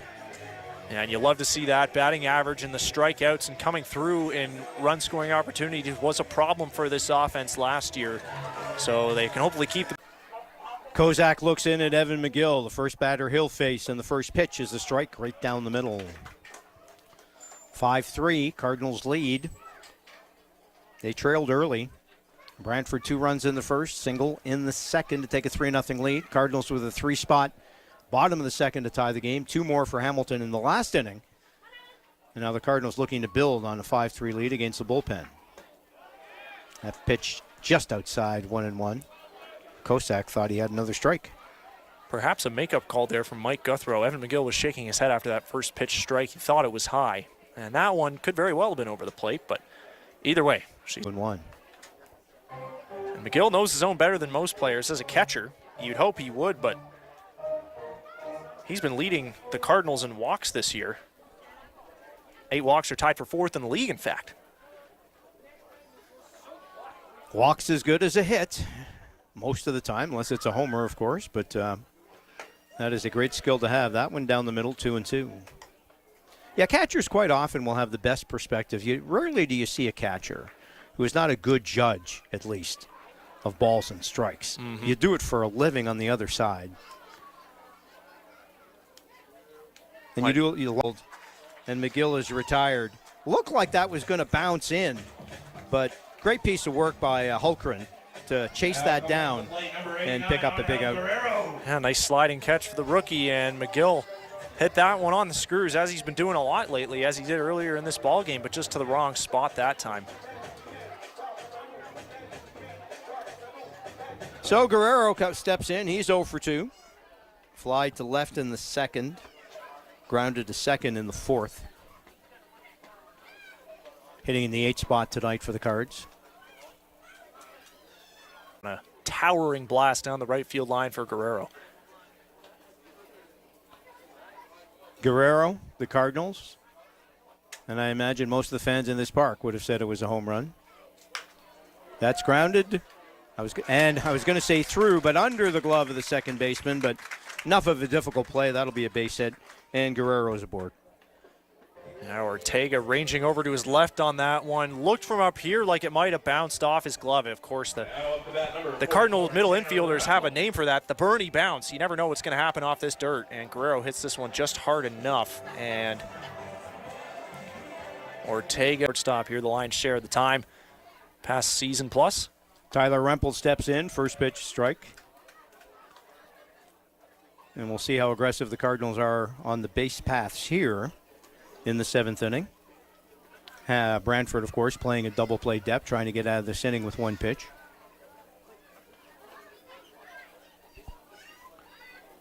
And both bullpens, for the moment, are quiet.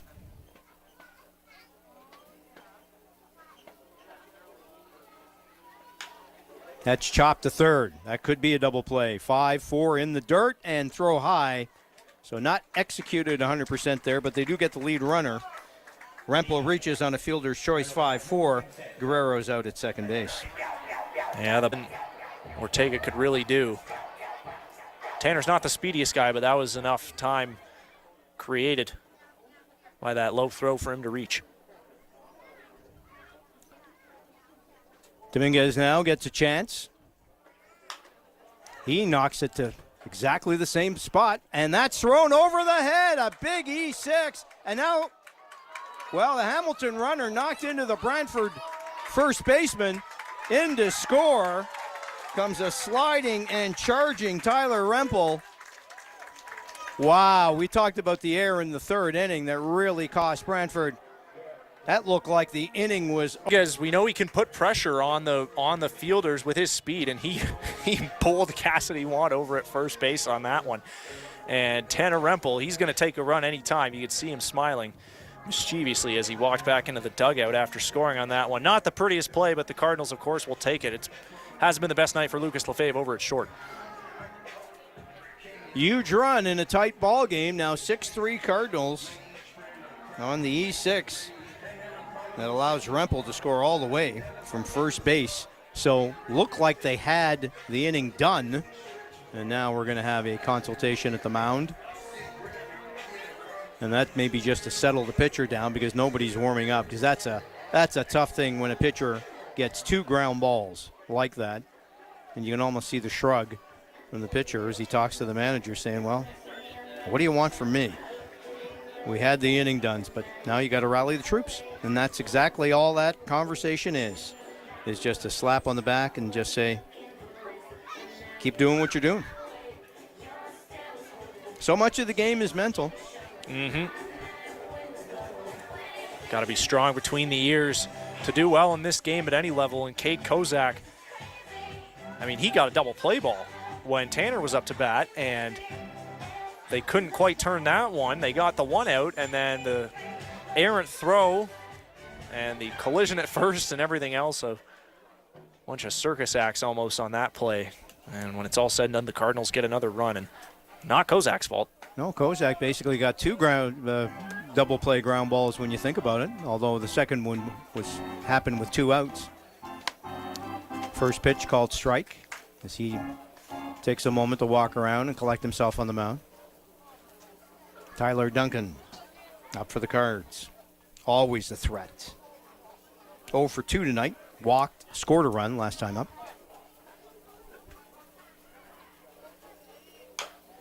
That's chopped on the ground.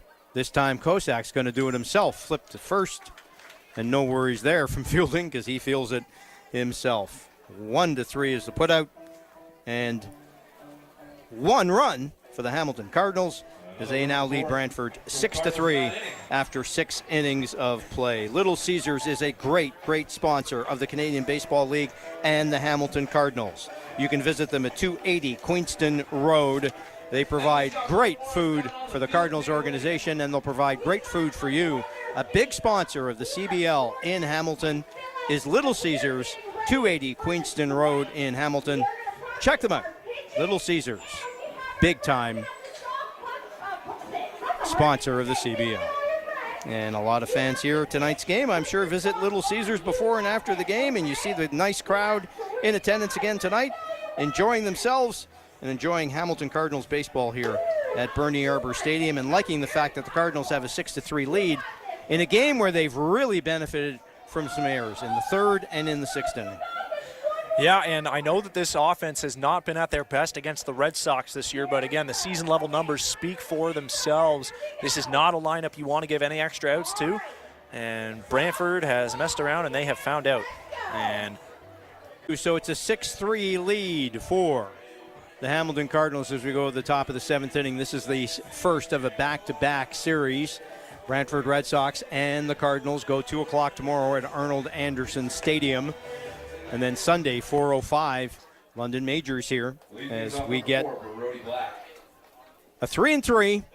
And it's a big weekend for the Cardinals. And again, with the playoff format this year, only 5 of the 9 teams in the CBL will make the playoffs. 1st, 2nd, and 3rd all get a bye. 4 and 5 will play in a single game. Ramirez deals to Brody Black, who's 1 for 2, but that one was a 2-run homer, a massive blast in the 1st inning in front of proud Papa Rod Black tonight.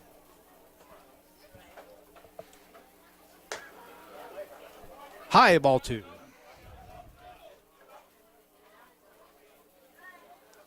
Cardinals have to be happy facing Brody with nobody on. Saw what he could do earlier. You wonder if Ramirez is just going to be careful to him here. Challenges him there, though. Blows one by him, 2-1. Home run power. Can be worth the trade-off sometimes. Ramirez pitch knocked to 3rd. Tough bounce. Good throw to 1st. And in time. Nicely done. That was a tough bounce on that play. And Rempel, of course, does a great job at first, as always, but Reyes to get that throw over. And we'll see here, because that ball just bounced right in front of him. One of those ones that sometimes eats you up. Yeah, magnificent play on both ends, and Reyes knew he would have to stay back on that ball, but that final bounce didn't come up nearly as high, so he had to reach down at the last second to make sure it didn't squirt under his legs there, and then beautiful stretch by Tanner on the other end. Walker Hultgren, 3rd time up. He's 0 for 3. 3 fly ball outs, but he's hit the ball hard. outside for a ball. Cardinals have been throwing Walker Holmgren a lot of changeups. Owen Boone retired him in that second at-bat, threw him 3 straight changeups, and Ramirez has given him 2 here. Close one on that second one, but no strike and no swing. There's another. Pitch was low, but last 2 pitches required a look over to the third base umpire to see if the hitter swung. He did not.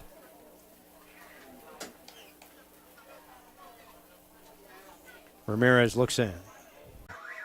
Now, there's plenty of parking here, and there's plenty of parking further away. You do not want to take a chance and have your car dinged for sure, although a lot of people like to be close to the ballpark, but I would park. I would make sure these guys can hit the ball. Mm-hmm. Outside, full count. We haven't had a full count in quite a while. That was one of Boone's problems, getting into a lot of full counts. And Ramirez now with 1 out. Bases empty. Faces one. Ramirez working both sides of the plate there to great effect. Einatone up for the Red Sox. 2 out now. Bases still empty. First pitch by Ramirez. That one low and away. 1 ball. Cardinals have a lot of guys in the bullpen standing observing, but nobody in a hurry to warm up. They're hopeful of maybe warming up between innings to come into the 8th. One would suspect Ramirez's last inning, Matt? I don't want to suspect too much because, again, we saw... And taps his chest at the umpire. I don't know what that's supposed to indicate, but 3-0 the count. Yeah, if you can get some length out of him, there's no question, yeah. And it's still a rather comfortable lead at 6-3. And if he's been used to pitching 4 2/3 innings, why not? Look, you have to get through 2 games. You gotta manage this game and still keep in mind, as that's way outside for ball 4, still keep in mind you've got 2 games in consecutive days coming up this weekend. Number 17, Andrew Savage. Not an easy job to think ahead. As another free pass issued there. Last time up. Red Sox looking to get back into this game. They had the early 3-0 lead. Last 6 runs have gone to the Cardinals. That's smacked into left field, but getting over and making the catch ends the inning. Nice job again, and that speed in the outfield and tracking that ball by Guerrero to retire the side. No runs, no hits. No errors, 1 runner left on base in the top of the 7th inning, and the Cardinals continue to get good relief work tonight as we go to take me out to the ball game with the Cardinals leading 6-3 in the bottom of the 7th inning on Friday Night Baseball on Cable 14. Great to be with you, and the fans stand, and he's exited the ball game. The Cardinals haven't given up a run. Yeah, and again, Boone has given so much to this team, probably more than they have deserved at times over his tenure so far. So, hey, sometimes you got to return the favor and pick your guy up. And this bullpen earned a lot of goodwill. I think last season the Cardinals were 2nd in team ERA to only the Well and Jackfish in the regular season. And that is just says a lot about the strides that this bullpen has made. It's a deep group out there. I wouldn't say they have a set closer's role at this point in time. We've seen Stephen Hospital, Caleb Sorosky come in safe situations. But it's one of those things where I think everybody's just ready to do what they got to do when they're called upon to do it. And so far, so good tonight. Still have 6 outs to get with a 3-run lead. Can't take your foot off the gas. And as we know, some insurance runs would help all the more. We're seeing more and more in baseball. A lot of teams, I don't want to say the closer role is changing because that would be an overstatement, but more teams kind of do it more by committee. And sometimes I think there's an acknowledgement that, and I do believe in this, a lot, Matt. Sometimes the save is really in the 8th inning or 100%. Earlier. Yeah, and 100%. If you're facing the heart of the order in the 8th inning in a 1-run lead, maybe that's the time to use your highest leverage guy, and chance the 9th will be a better position for the guy that's coming in instead of always letting the same guy pitch the 9th inning. I think the changing is thinking in the game. We'll see where it goes. I completely agree, and the Cardinals have been of that mind this year, and like you said, it comes down to ultimately the guys you're facing. Who's due up in the 8th? Who's due up in the 9th? How many runs you're leading by? Can you afford to give up a home run? Can you forward to walk people. Every situation really is different, and I think teams are kind of catching on to that line of thinking, and again, that's going to trickle down throughout all levels of baseball, including the CBL. First pitch a strike as we start off the bottom of the 7th inning. Hermain up 1 for 3, singled and scored the last time up. Kausik's pitch, that one way outside. Count 1-1. That's some beautiful action on the out-of-town scoreboard tonight, Raj. The Maple Leafs giving it to the Kitchener Panthers right now, 12-4, top 9 at Jack Couch Park. The London Majors lead the All the scores, highlights around the CBL at cbl.ca. Great website that's been revamped. And number 7, Brandon Nickel. Anything you want to know about the league on that site for sure. As Brandon Nickel steps in, 1 for 2, singled in the 3rd at a sacrifice bunt in that 5th inning. That led to that 2-run single by Reyes. And that really is the go-ahead runs here so far. Definitely the biggest hit in the ball game to this point. Would have been the game-winning RBI back in the day when they had that stat. Anyone remembers that as the ball's low? Which turned out to be a totally useless stat. Well, the Red Sox getting some nice work out of Kausik here as they save their bullpen, and everybody sitting in the bullpen for Brantford.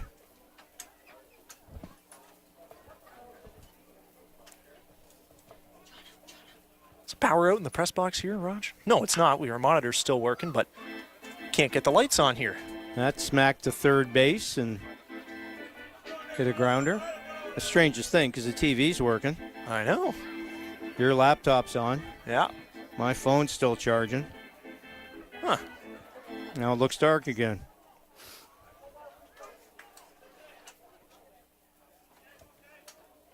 What a gorgeous night we got going here. Incredible conditions all day. I guess you really appreciate them when you consider the weather we've had this winter and spring. And swinging through that one for strike 3 is Brandon Nickel. 2 out, nobody on. Number 8, Anderson Feliz. Red Sox made a positional change in the field. Lucas Bateman and Lucas Lefebvre have swapped. I was about to say that Lefebvre redeemed himself on that throw to first to get the first out there on Darlene Herman, but he's moved over to third, and Bateman's taking his place at short. Anderson Feliz steps in, DH tonight for Hamilton, 1 for 3, singled and scored in the 2nd. The pitch swung through, 0-1 count.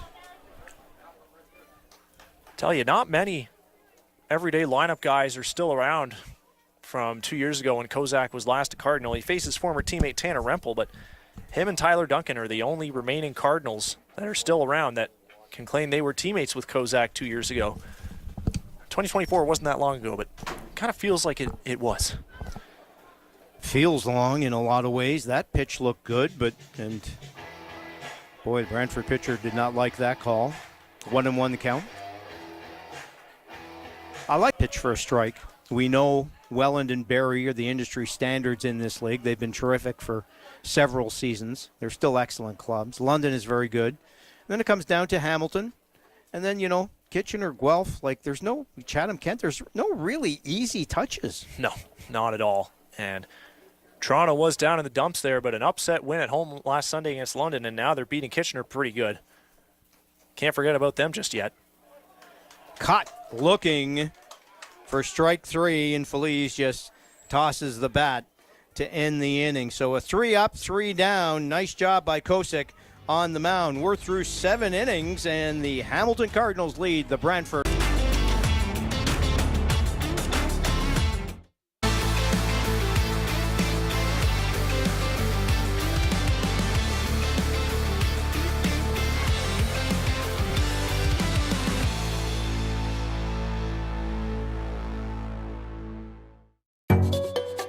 Hey, you gonna do it? Just be afraid. Relax.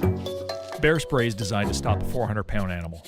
On a person, it can cause intense burning, temporary blindness, breathing distress, and panic. Using it, it's not a prank. 222 tips. 100% anonymous. No caller ID, no court, no one will ever know it was you.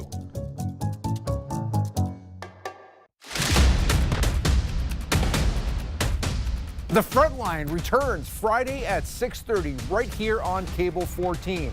I'll be sitting down with the chiefs of fire, paramedics, and police, and from time to time, some special guests to educate and inform you of what's going on in our city. Make sure you join us on Cable 14 or cable14.com. Again, Friday at 6:30.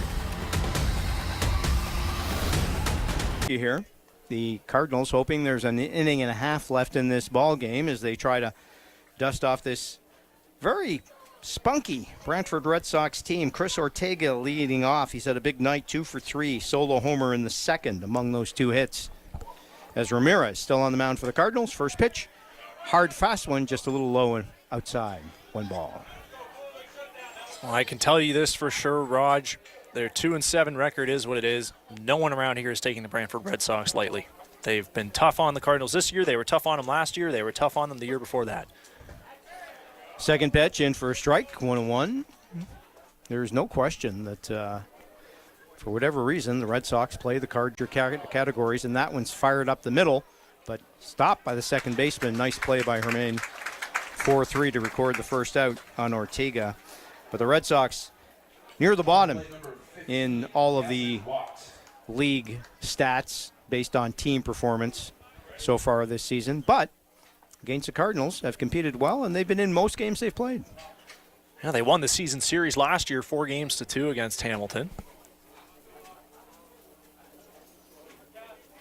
They were 2-1 against them at home. That one fouled back off the screen.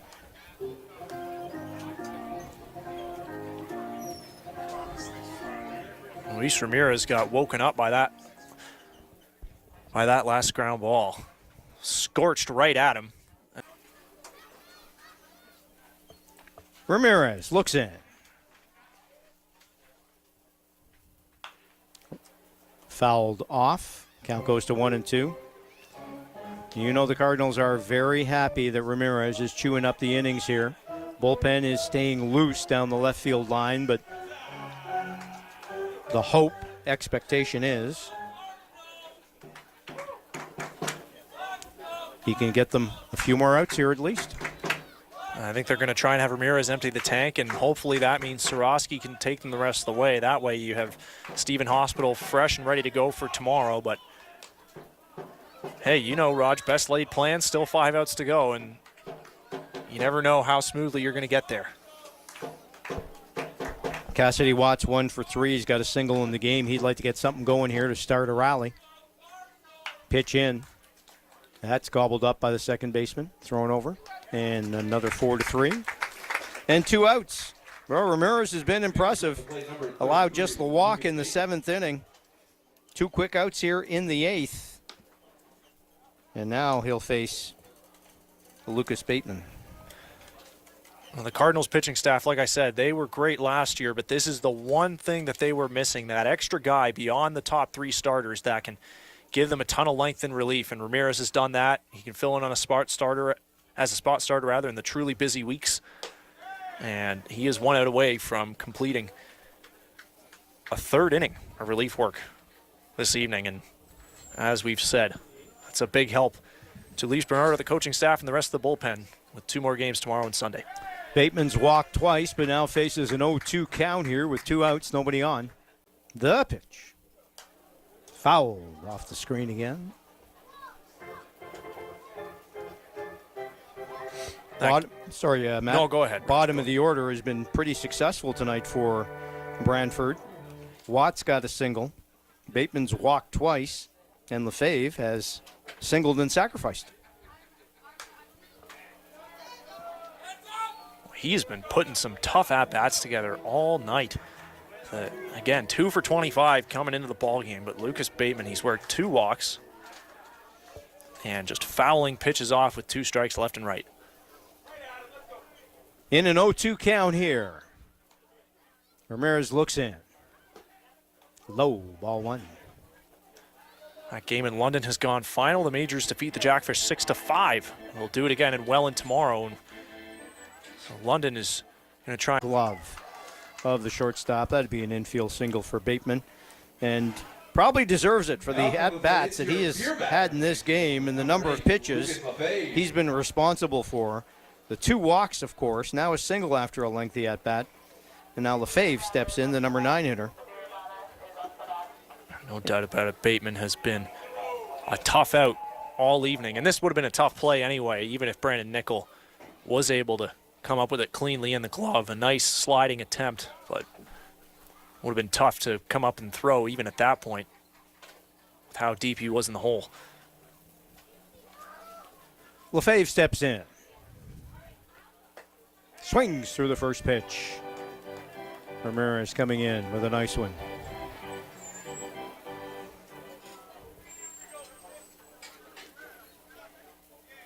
Hamilton bullpen remains ready, but nobody really urgently throwing. Second pitch, also a strike. Obviously a lot of confidence in Ramirez, and why not? You mentioned he's not afraid to have a little length. Now, Matt, he'll give you 3-4 innings on a regular basis. Tomorrow afternoon. Hamilton fans, you want to make the trip down there? If you're a season ticket holder, remember your season ticket pass gets you free admission to road games as well. And a short drive to Brantford, so you can make it another weekend. And 4:05 Sunday, London in town to take on the Cardinals. Get your tickets at HamiltonCardinals.com. Come out and support baseball. Fans have been great this year. Attendance has been strong. And the team is a pretty good one, as we've seen again here tonight. Yeah, if you want to head out to Bernie Arbor and see good baseball, again, no time like the present. And these Cardinals only lost twice at home on the young season, and one of them was an extra innings nail-biter last Sunday with the Welland Jackfish in town. So, yeah, they got London at home on Sunday, and then I believe it's the Guelph Royals coming to town next Friday night. As the season ticks on, and again, still relatively early, but you want to get into one of those top 3 spots, or at the worst, top 5 to make the playoffs this year. Every game matters. They're important. And Reyes will lead off this 8th inning as the Cardinals look for a little more insurance. Already up 6-3. Red Sox scored 2 in the first, 1 in the second. Cardinals answered with 3 in the bottom of the second, 2 in the 5th, 1 in the 6th. And that's where we sit, 6-3 Hamilton. How about Cade Kozak coming out for his 3rd inning of relief work? And we talked about the walk and control issues he can sometimes have. 23 pitches tonight, 18 strikes. Appears to have changed his mind. It is now Stephen Hospital going. It looks like the 9th will be his. That's fouled back. And again, that's another thing, managers, when you get in to try to figure it out. If you see Hospital as a guy you want in a low leverage situation, you would use him, but then you see, or a high leverage situation, you would use him. But on the other hand, if Hamilton scores 4 runs, do you change your mind as a result of who's going to pitch the 9th inning in a game like this? That's all going to be accounted for, too. Yeah, and Sorosky and Hospital have been their 2 highest leverage guys this season, I would say, based on early season usage. So I think Bernardo just wants to make sure he only has to use one of them at most tonight. Pitch is high, ball 1-2. London will be a challenge on Sunday afternoon, 4:05. That's a tough opponent. Majors have been playing some great baseball, as you mentioned. They close out another win tonight over Welland. That moves them temporarily into a tie for first place in the CBL with a 9-4 record. Grounded, second base. Oh, my goodness. Lopsided throw. It was a nice play to get over there and make the play. And then, as has been the case tonight, look, the Red Sox have been pretty good and played a pretty clean game for the most part. But, boy, when they made errors, they've been costly. And for the second time in the game, Reyes reaches on an error. That one in E4. I was just about to say, Ortega made a nice play because that final bounce was a little off to the side, and he had to reach out a little farther to catch that ball. But then I think by that point, his momentum was taking him so far the other way that he kind of got crossed up. Faster here in the bottom of the 8th.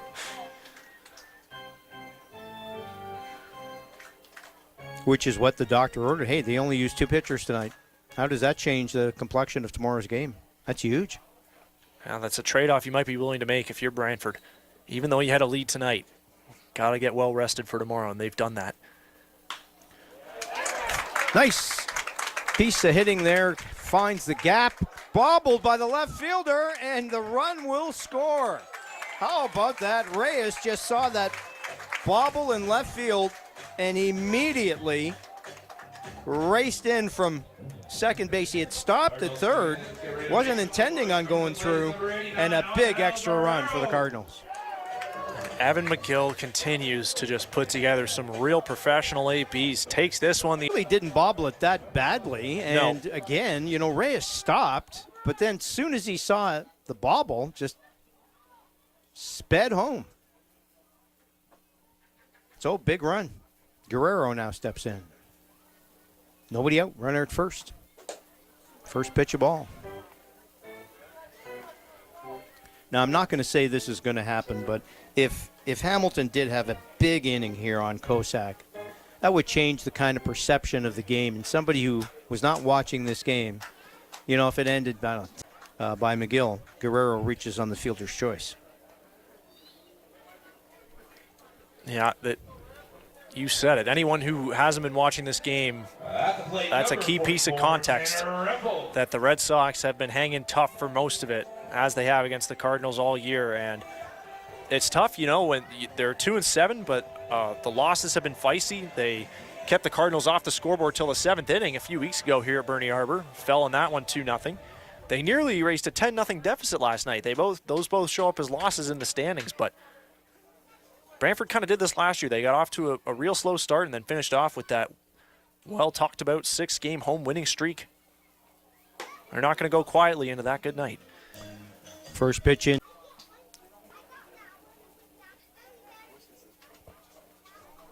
One 0 count. 7-3 now. 1 out. Another grounder. Only plays to first, and the play is made to first, so 2 out. With Guerrero moving over to second. And it'll turn the order over, and Dominguez comes up. You know, the Cardinals haven't been running that aggressively this season for how great the offense has been. That might have been just a hit-and-run play as Tanner looked to put that ball in play, and he did. I'm not sure, given how high the chopper was, that they would have been able to turn 2, even if Guerrero didn't get the head start. But either way, they live to see another batter, and Carlos Dominguez is going to try and make the best of this opportunity. Dominguez. First pitch is the ball.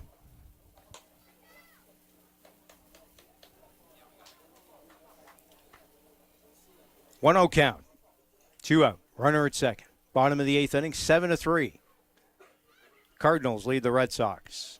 The last 7 runs in the game, all scored by Hamilton. It will be tough, especially with Stephen Hospital apparently ready to come into the game. Haas is now just standing leisurely against the fence. He's waiting idle.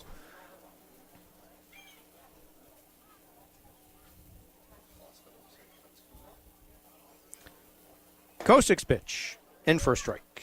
3-1. So Kozak, since his season with the Cardinals in 2024, he pitched for the Kitchener Panthers last year and now finds himself in Brantford. 3rd season in the CBL, a youngster out of Western Canada.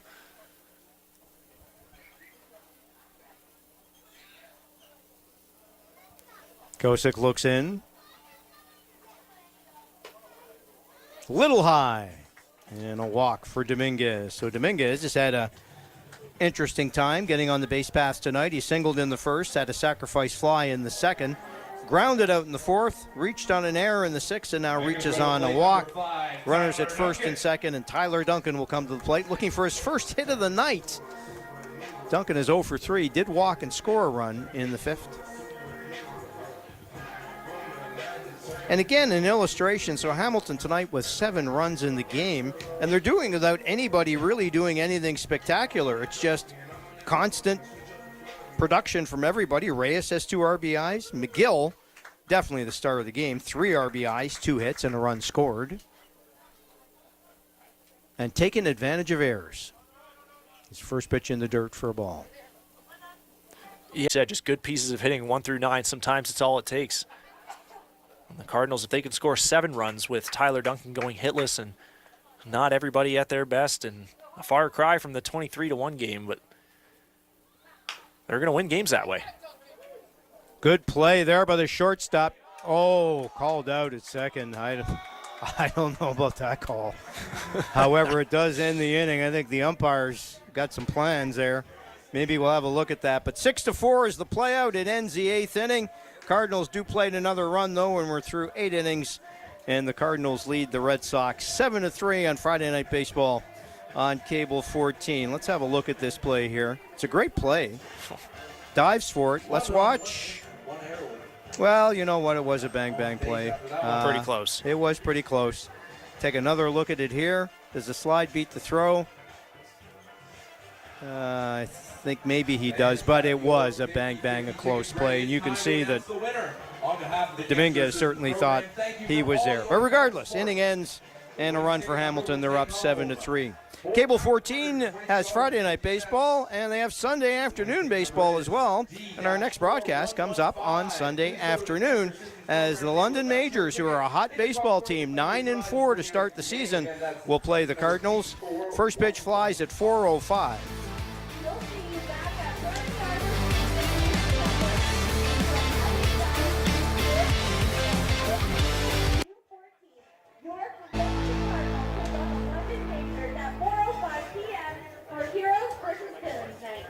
Top of the 9th we go, and Stephen Hospital on the mound for the Cardinals, try to close this one out. The doctor, as he is so affectionately called, has turned into one of the most trusted late-inning relief arms in this league. He began 2025 with a scoreless streak of 10 2/3 innings. He finished with a 4.24 ERA, but the strikeout to walk ratios and everything else indicate that ERA should have been a little lower. He might have been the victim of some tough luck there, but either way, 4 appearances so far this year for Hospital, 4 2/3 innings, and a 1 point. Been business as usual and a sparkling season again for Hospital here in the early going. Leading things off is number 9, Jacob Cantor. I think they'd come up with a more clever nickname than the doctor for a guy named Hospital. That's stating the obvious a little bit there. What do you think? It is a little. It is. I would like to provide a disclaimer here that I am not the one who came up with that nickname. But sometimes, Rod, you know, it just writes itself. It does write itself. I'm sure he's sick of hearing it. I'm sure he's heard that all his life, Mr. Hospital has. But he's having a great season relieving. And Jacob Cantor is the first hitter he faces, and he puts one in nicely for a strike. Yeah, we'll see ultimately if there is. Yeah, last year, Fernando Rodney, to no one's surprise, really took that role. But this season, again, it's been Hospital sometimes in the 9th. Sometimes it's been Soroski. The Cardinals have had quite a few blowout wins early on, so not even safe situations a lot of the time. But you even go back to 2024, and for a while, 2 years ago, Jacob Gadzik, who's still around, was closing games for a little bit there. So there are a lot of guys who can do it. And right now, it just happens to be Hospital's turn. Hard hit ball knocked down by the shortstop, but too hard to play. And now going around, Cantor really took a big turn at first there, but he'll stay at first. And Brody Black will come up with a runner at first, nobody out, and Black with the 2-run homer, of course, in the first inning. Well, that ball was scorched. And Nickel did well to even get a glove on it and knock it down. Cantor took a huge turnaround first as Nickel was going to retrieve the ball in shallow left. Ultimately stayed where he was. So Hospital looks back at first. Base runner on to start the 9th. First pitch high, ball 1. Got to be careful with Black. It is a 4-run lead, but it can be a tight ball game pretty quickly with this guy. Great power, and we saw it in the first inning. That one off, and then Brody Black himself off Rodney to win a game here in the 9th inning later in the season last year. Pitches a ball, count 2-1. Further illustration, we talked earlier, and Rod Black mentioned it when he's in the booth with us back in the 3rd inning. Fernando Rodney was very helpful, and he was very good in the intercounty. It was the intercounty last year, and but not lights out, and it shows you what a good league this is. That's hit deep, deep, deep, deep into right field and gone again. That ball hung up for a while, it looked like. But it kept carrying and carrying into the night air, and Brody Black has his second 2-run homer of the game, and all of a sudden, it's 7-5. Well, the Cardinals better thank their lucky stars that they scratched a couple more across, because otherwise they'd be in a world of trouble right now. Dominguez looked like he was going to have a beat on this ball, and he's pounding his glove against the wall in frustration that it just kept going. And Hospital, as you saw in the replay there, just hung a curveball middle away to Brody Black, and we saw the opposite field power. He's not going to miss those. First pitch fouled back as Hultgren gets another at-bat. I didn't think that had a chance at first, but it just kept going and going and going. We see that sometimes here into the jet stream. Light breeze out to right center, and Black hit that one on the screws. First out as Hultgren finishes 0 for 5 in his debut night here tonight. And Ian Antone will get an at-bat. He's had walked his last 2 times, 0 for 2. I doubt there are many, if any at all, hitters in this league who would say that Bernie Arbor is their favorite place to hit. Again, usually plays like a pitcher's park, but Brody Black might be an exception. It's his 3rd homer here since the start of 2025. And 2 tonight. 2 2-run shots have made this a ball game again. Hospital's got some work to do. First pitch fouled back. Now, even more so than we talked earlier in the game, so important to stay ahead of the hitter. Do not give the Red Sox a sniff here of that they can come back and win this ball game.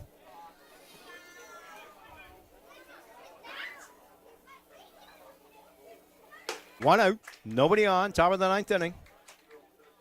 Red Sox already have 2 runs in. Hoping for more. The pitch. Little bloop down the left field line, but will roll foul harmlessly. Keep the count at 0-2.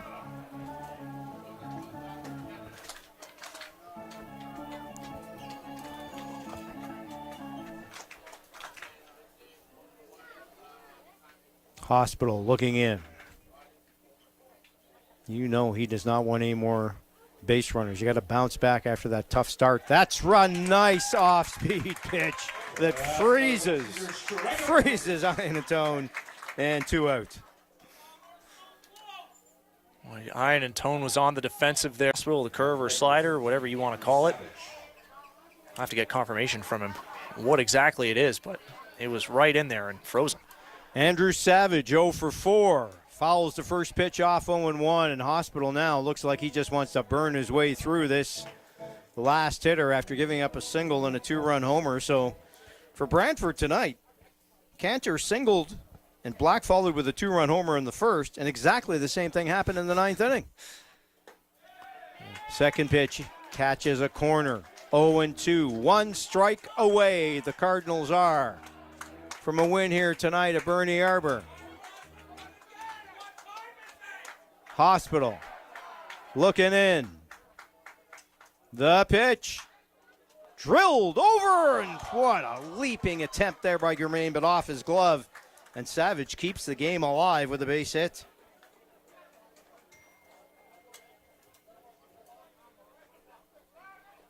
Another hard hit ball. Number 21, Chris Ortega. Germain leaps, and just a great piece of athleticism just to get his glove on that ball. And Tyler Rempel wanted a chance to end the game. You can see him jumping at Hospital's pitches. Like I said, they're not going to go quietly. We've seen this a lot before here at Bernie Arbor, and Ortega already homered tonight. You know what's on his mind. Hospital delivers. That's tipped. 2 strikes, and again, we are 1 strike away from a Hamilton Cardinals win here tonight on Friday Night Baseball. Hospital takes a breath. Savage at first after his single. Ortega, 2 for 4 on the night, including a solo homer in the second. Single in the third. Faces an 0-2 count. Cardinals looking for a win. Hospital checks the runner. He's not important now, the hitter is. The pitch. Grounded, and that's going to find the hole. No, cut off by the shortstop. In time to end the ball game. What a play at short to end the ball game.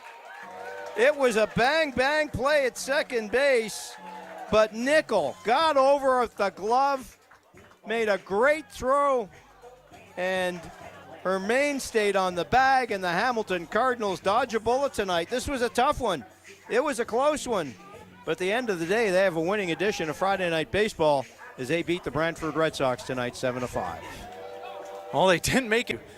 You have to take care of these and battle through, and the Cardinals made it happen tonight, starting the weekend off on a winning note once again. They don't ask you how, they ask you how many is the old cliche, and that's indeed the case tonight. Cardinals took advantage of some errors and sloppy play by Brantford, trailed early 3-0, but then rallied back and had a lot of offense of their own, and enough of offense of their own to muster out a 7-5 win over a very, very spunky team of Brantford Red Sox. And there is something about this team playing Hamilton Cardinals, no doubt about it. And it does not come easy, as Evan McGill getting a well-deserved double has been to this ball club this year. Well, we talked about earlier in the broadcast the importance of any catcher and the position of a catcher, how important it is. There's no doubt that Evan McGill has become a crucial member of this team. You're a leader, you're a captain, you manage the pitchers, and he's done a great job with this staff. It has the best ERA, as we said, in the Canadian Baseball League. And McGill continues to contribute with the bat, and he had a big-time game today, 2 for 4, 3 RBIs, a run scored, and is the player of the game, and well-earned, no question about it. McGill just continues to help this team move on. And looks like another birthday party down by the dugout. Lots of birthdays with the Cardinals in the last couple of weeks. Looks like Trevor Nickel Jr., or Penny, as player development coach Jamie Lever has started to call him, Penny and Nickel. No, there's another one like hospital and doctor. I guess, like it's kind of obvious, right? Go with the change motif with him, 100%. But nice win for the Hamilton Cardinals. They're all nice wins, and they survived tonight. That's probably the best description. Down 3-0. Brantford scored 2 in the first, a single in the second, and the Cardinals rally for a 7-5 win. Joining us at field level now is the player of the game, Evan McGill. Evan, congratulations. Roger Lajoie and Matt Creeley up in the booth. Listen, 2 hits, 3 RBIs, another big production offensively. But Evan, boy, these Brantford Red Sox, they really make you guys work, don't they? Yeah, man. I mean, even from last series, we knew they would swing it. They're a good swinging team. They got some hitters in there, but we can swing it too. It was just, we knew it was always going to be a swing off when we play them, so that's all we got to do, just find a way to score runs. That's it. Evan, this time out facing Connor Irvin went a lot better than the last time. What did you guys think you did differently or better perhaps against him compared to 2 Saturdays ago? Yeah, we just attacked early. We knew he was going to try and get ahead with a fastball early in the count. That's what our scouting report was. So we were just trying to get ahead early and deal with the off speed after. If we can get a good swing on a fastball early in the count, we're going to be in a real good spot. Evan, Owen Boone didn't have his best stuff tonight, 3 2/3 inning. Assess his performance tonight, and the fact is that your bull stay well rested and well prepared to go out and catch again tomorrow afternoon on a quick turnaround like this. Oh man, I'm going to go home. I'm going to have some good food. I'm going to drink probably a gallon of water. Get ready for tomorrow. Probably get 2 Gatorades in before bed, and then that's it. I don't do much, man. I just, wake up and do it again. Okay, we're going to ask you another 20 questions, but we're going to let you go because you got another game tomorrow and you got to be ready. Evan McGill, congratulations. 2 for 4, 3 RBIs, the player of the game. Keep her going, pal. Thanks, guys. Appreciate it. Thank you. That's Evan McGill. What a story he's been as a rookie catcher with this franchise. A great job indeed. He's a player of the game as the Hamilton Cardinals beat the Brantford Red Sox 7-5. That's us. That's it for us on Cable 14. Thanks for watching tonight, folks. Again, we're back with Lajoie, and for our great Cable 14 crew here in Hamilton. Thanks for watching the Cardinals and the Red Sox on Friday Night Baseball. Good night, everybody.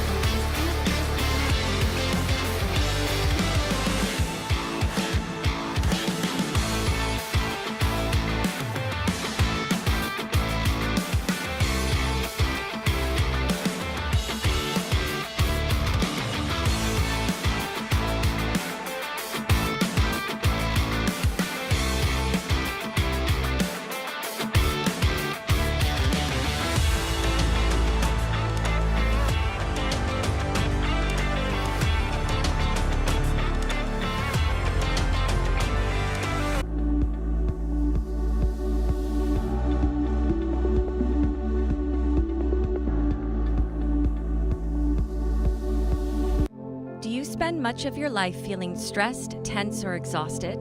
Do you wish you could make friends with your body and increase your strength and flexibility? Yoga is an ancient, science-backed practice that can provide relief from the demands of everyday life. Around tension, and sometimes you don't even know why. Physically, we can find ourselves really limited in terms of our shoulder motion and our mobility that we have available to us here, but also it's emotional trauma and emotional wounds that can create tightness and restriction in the shoulders. It sort of causes our shoulders to round forward in a protective way so as to protect the vulnerable front side of our body. And of course, this is where the heart is. And so it's really interesting as a yoga teacher, somebody like myself who's so interested in people's bodies and the way they move through the world and the way physical, mental, and emotional layers of things are all kind of visible in somebody if you choose to observe them. And so many people are walking around protecting this heart center, and with good reason too. But I know that Nancy and Sam would agree with me that the only way to truly live a life that is full of curiosity and awe and joy is to work hard at keeping the heart open, both physically and emotionally. Does this mean we'll also feel grief more acutely? Yes, that may be the case, but I think that this will provide a more colorful, a full spectrum life experience. And so that's what we're use this for our first shoulder mobilizer. And here's the cool thing too. You don't have to think about your past wounds. You don't have to think about your broken heart when you're moving through these yoga asanas. All you have to do is just be present with your body, with the sensations in your body, and most importantly, breathe slow and deep. And the magic transformative benefit of yoga on that emotional healing level will just happen without you having to do anything but that, right? All right, so let's hold our strap nice and wide, have your feet parallel with each other. Take a very deep inhale through the nose and reach your arms overhead, pulling the strap taut. And then as you exhale, just take it back a third of the way behind you and see how that feels. If it's a little bit painful, widen your grip. See if maybe you can go all the way back down behind you. You don't have to by any means. And then we'll inhale, bring the arms overhead again, pull the strap nice and taut. And exhale as you bring the arms down in front. So let's do 3 more of these, moving with breath. You'll inhale as the arms come overhead. You'll feel that heart space, open shoulders, shoulders over hips. Little bit of engagement through the core to prevent your ribs from flaring forwards and your tailbone from swinging out behind you. Okay, so let's finish with the arms down in front. You can keep holding your strap, give yourself a few shoulder rolls strap, and then we're gonna take the arms over to the right-hand side so that the left bicep is beside the left ear and the right arm is directly out to the side. Yeah, so don't rotate it quite yet, Nance. Yeah.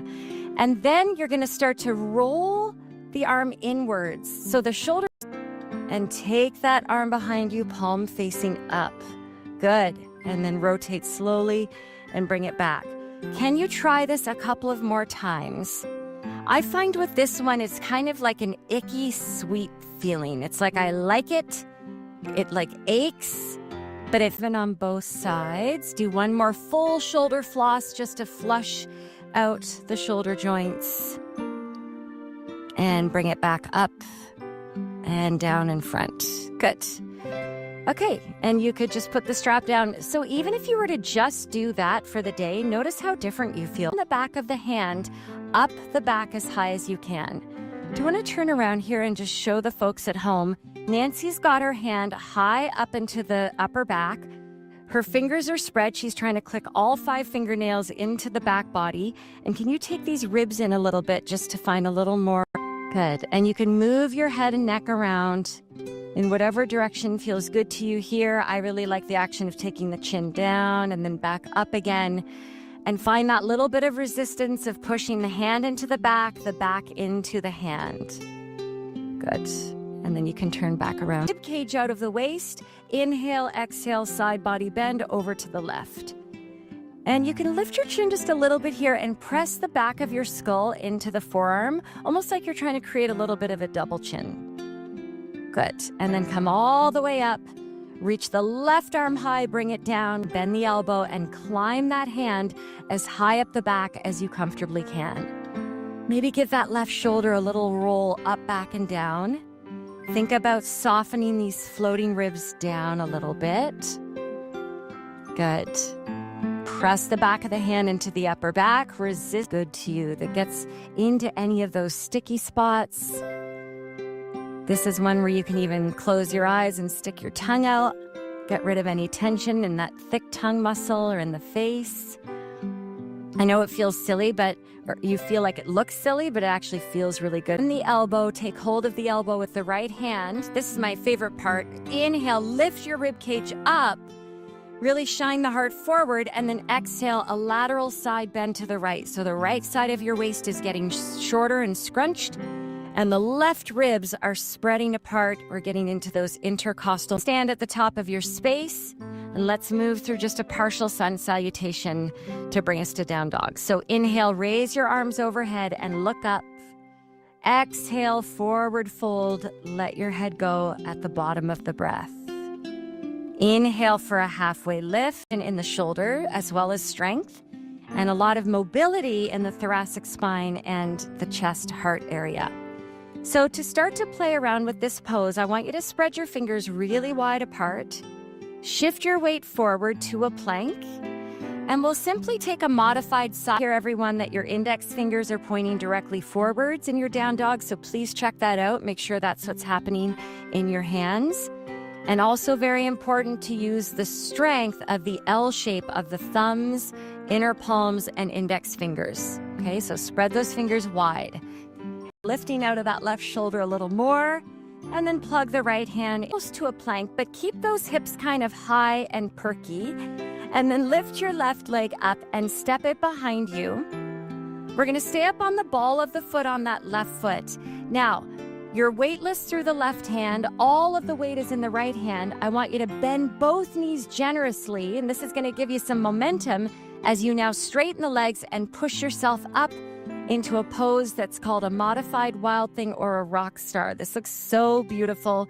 Sam and Nancy are both doing really great demonstrations of this. You can almost imagine like there's two little hands on the back of your heart, lifting your heart up towards the heavens. Good. Circle it back around. Find your plank. Find either your flow or your down dog position, or take a child's pose and just let that rush of energy and heat flood through you in the most pleasant of ways.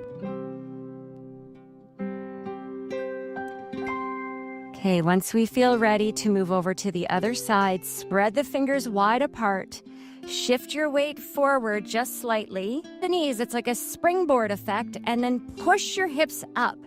I want you to squeeze your bum. So those big, strong glute muscles, that's what's gonna lift your hips up higher than your heart. You can let your head go back in space. This is so beautiful, girls, just this nice round quality. Let's go ahead and lift the left leg up. Yeah, so we'll go to the right side first. So friends at home, you can just stop this at any point. I'm gonna have you bend the knee and open the hips towards the left side of your space. The next step here would be to tent your left fingertips. The pose. So essentially, we're in the same pose we were in a moment ago, but we just approached it from a more challenging position, coming into it from our one-leg downward dog. Go ahead and circle yourself back around. Take a vinyasa, or a downward dog, or a child's pose. Spread wide. Lift your opposite leg high. Right leg, yeah. Bend your knee. Open up the hips. You don't have to go any further than this. Next step is to tent the right fingertips, just playing with balance. Nancy just flipped her hands around to find her full wheel. Great, let's circle it all the way back around. The problem is getting out of it now. Take a flow or a down dog or a child's pose.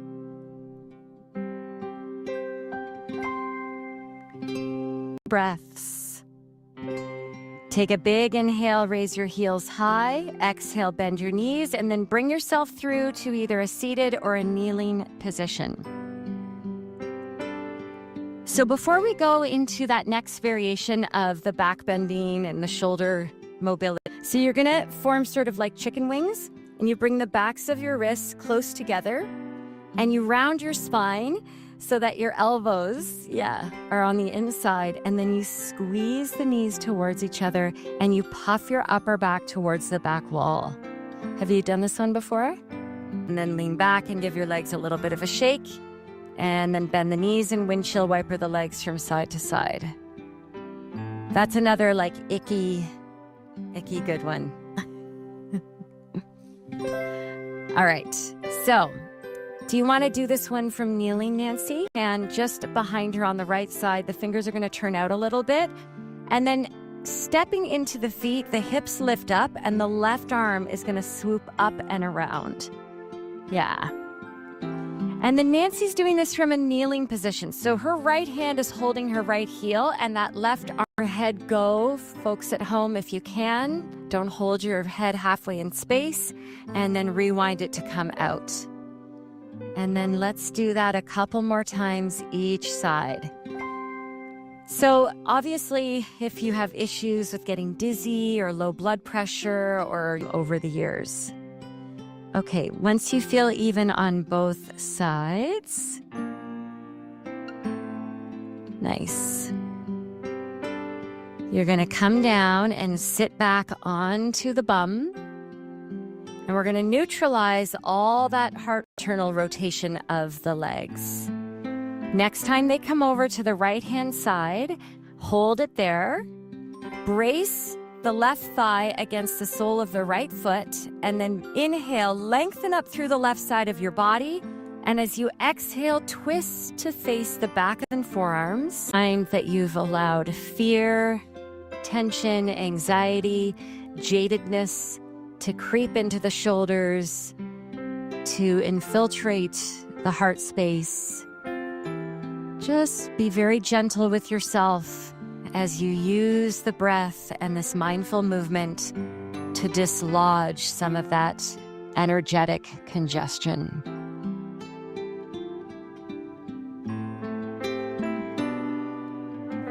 As you hold this twist, become aware of the air just in front of your face, the tip of the nose, the area of the upper lip. Notice how this awareness containing the internal organs towards the back body, and then with that containment, press yourself back up onto your hands and slowly spiral yourself around to face the front of the mat. Your gaze can be very soft and hazy at this point. You may wish to windshield wiper the legs again from side to side. And then once you feel like you have flushed the legs out sufficiently, allow them to drop all the way to the left. Lean into that left hand, raise the right arm high with breath in your body. In yoga, if we can allow ourselves to stay present with what we're feeling on the mat, we often find that the body has subtle or not so subtle messages to give us. We might be able to hear a little bit more about what we need, what we're not giving ourselves. We may tune into some parts of the body that we're kind of apathetic or asleep and use the breath and clean. Notice the smoothness of your breath here. Let go of any effort or unnecessary tension that you're holding on to. And then gently drawing the low belly in towards the spine. As mindfully as you came into it, press yourself back up and unfurl yourself around to face the front of your mat.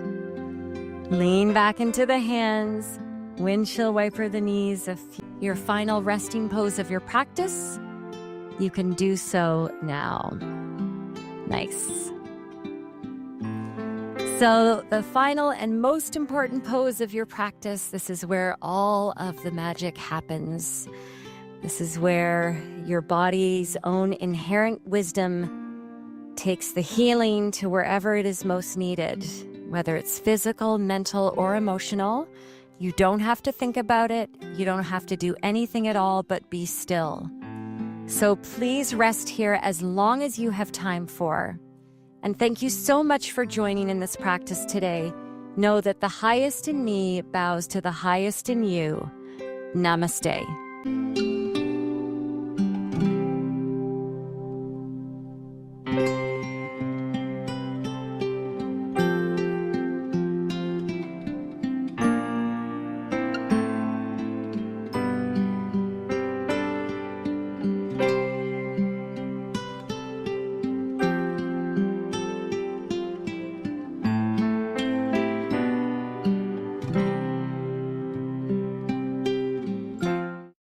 Do you have feedback on Cable 14's programs?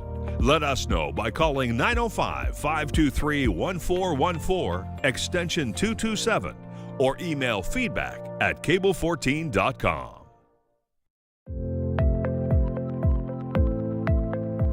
When I was diagnosed with breast cancer in 2011, what scared me more than anything was the impact it would have on my 3 young boys.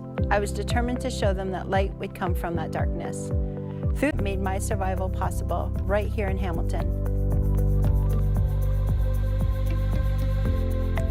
I'm Dr. Mark Levine, retired medical oncologist and breast cancer researcher. I'm also one of the founders of the Bright Run. I would love it if you joined us on Saturday, September 12th at Christie Lake Conservation Area for our 19th annual Bright Run. Help us fund critical breast cancer research right here in Hamilton. Visit brightrun.ca for more information.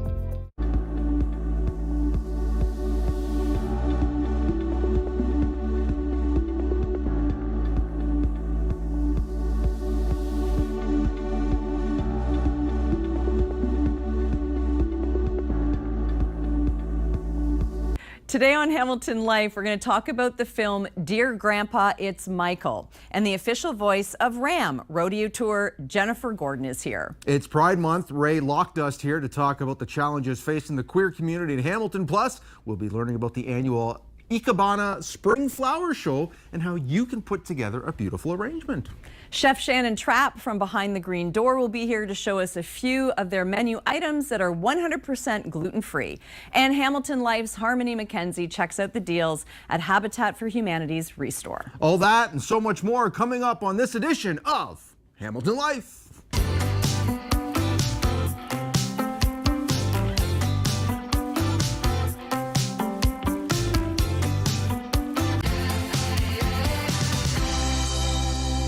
Hello everyone, and Hamilton Life is back again, and before you know it, our shows for the season are going to come to an end, and then you're going to see Linda and I on a lot of repeats. Hello everyone, Mike Fortune here, Linda Rourke, and Linda, the summer is going to be here before you know it. It's unbelievable. I don't know how we're in the first week of June, and flies by, doesn't it? It does fly by. And you know, June is a crazy time with graduations and proms for those that are still in that world, and then That's of course you get into August for those people who have graduated, and then you're getting into university and college things, and you've been through all that stuff. I have. The fun times. Yeah, it's gone for me, but just starting for you with your daughter going off to university. Our son started it. That's true. But you know, when it's your last child doing it, that's I think a bit of a different story. It really is. And of course, all the graduations are going to be taking place at the Hamilton Convention Center.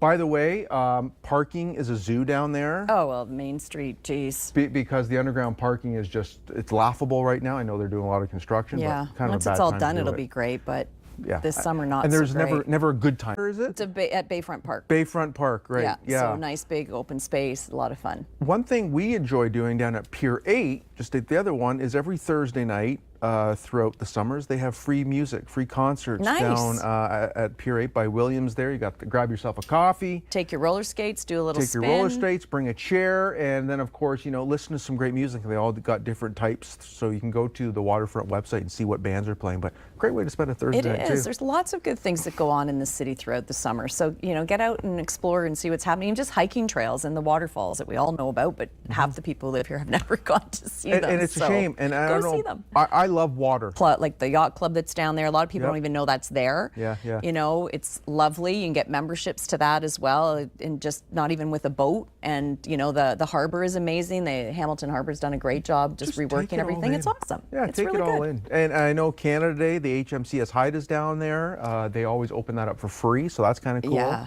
And it's great. If you've never been on that boat before, it's really cool. I did a pop-up dinner there one time. Okay, yeah. That was awesome. Yeah. So and you lots get the of good things. tours and how people lived on those big ships and all that. It wasn't glamorous. No, I it was could not glamorous, folks. It was not no, glamorous. Thanks.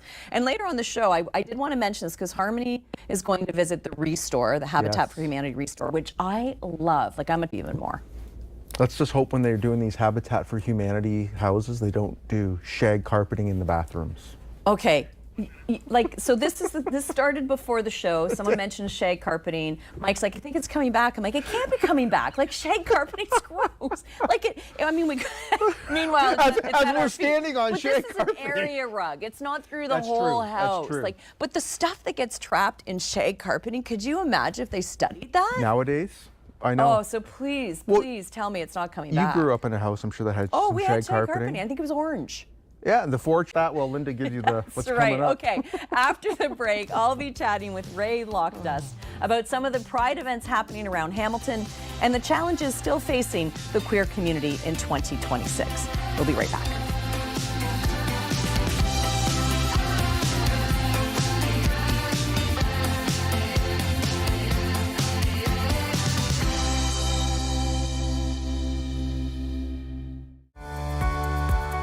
On the season finale of Above and Beyond, content creator Brandon Parks joined me. We talked about all things accessibility and inclusion from our own lived experiences, unfiltered. Catch it Mondays at 9:30 on Cable 14 and cable14.com. The War Amps have provided financial support for many of Kenzie's different devices, which allows her to be an active 7-year-old child. Kenzie is energetic. She is independent. It's amazing to see that she's able to do all of these things. We are so thankful for your donations to the War Amps. You allow her to dream and do whatever she wants to do. Thank you.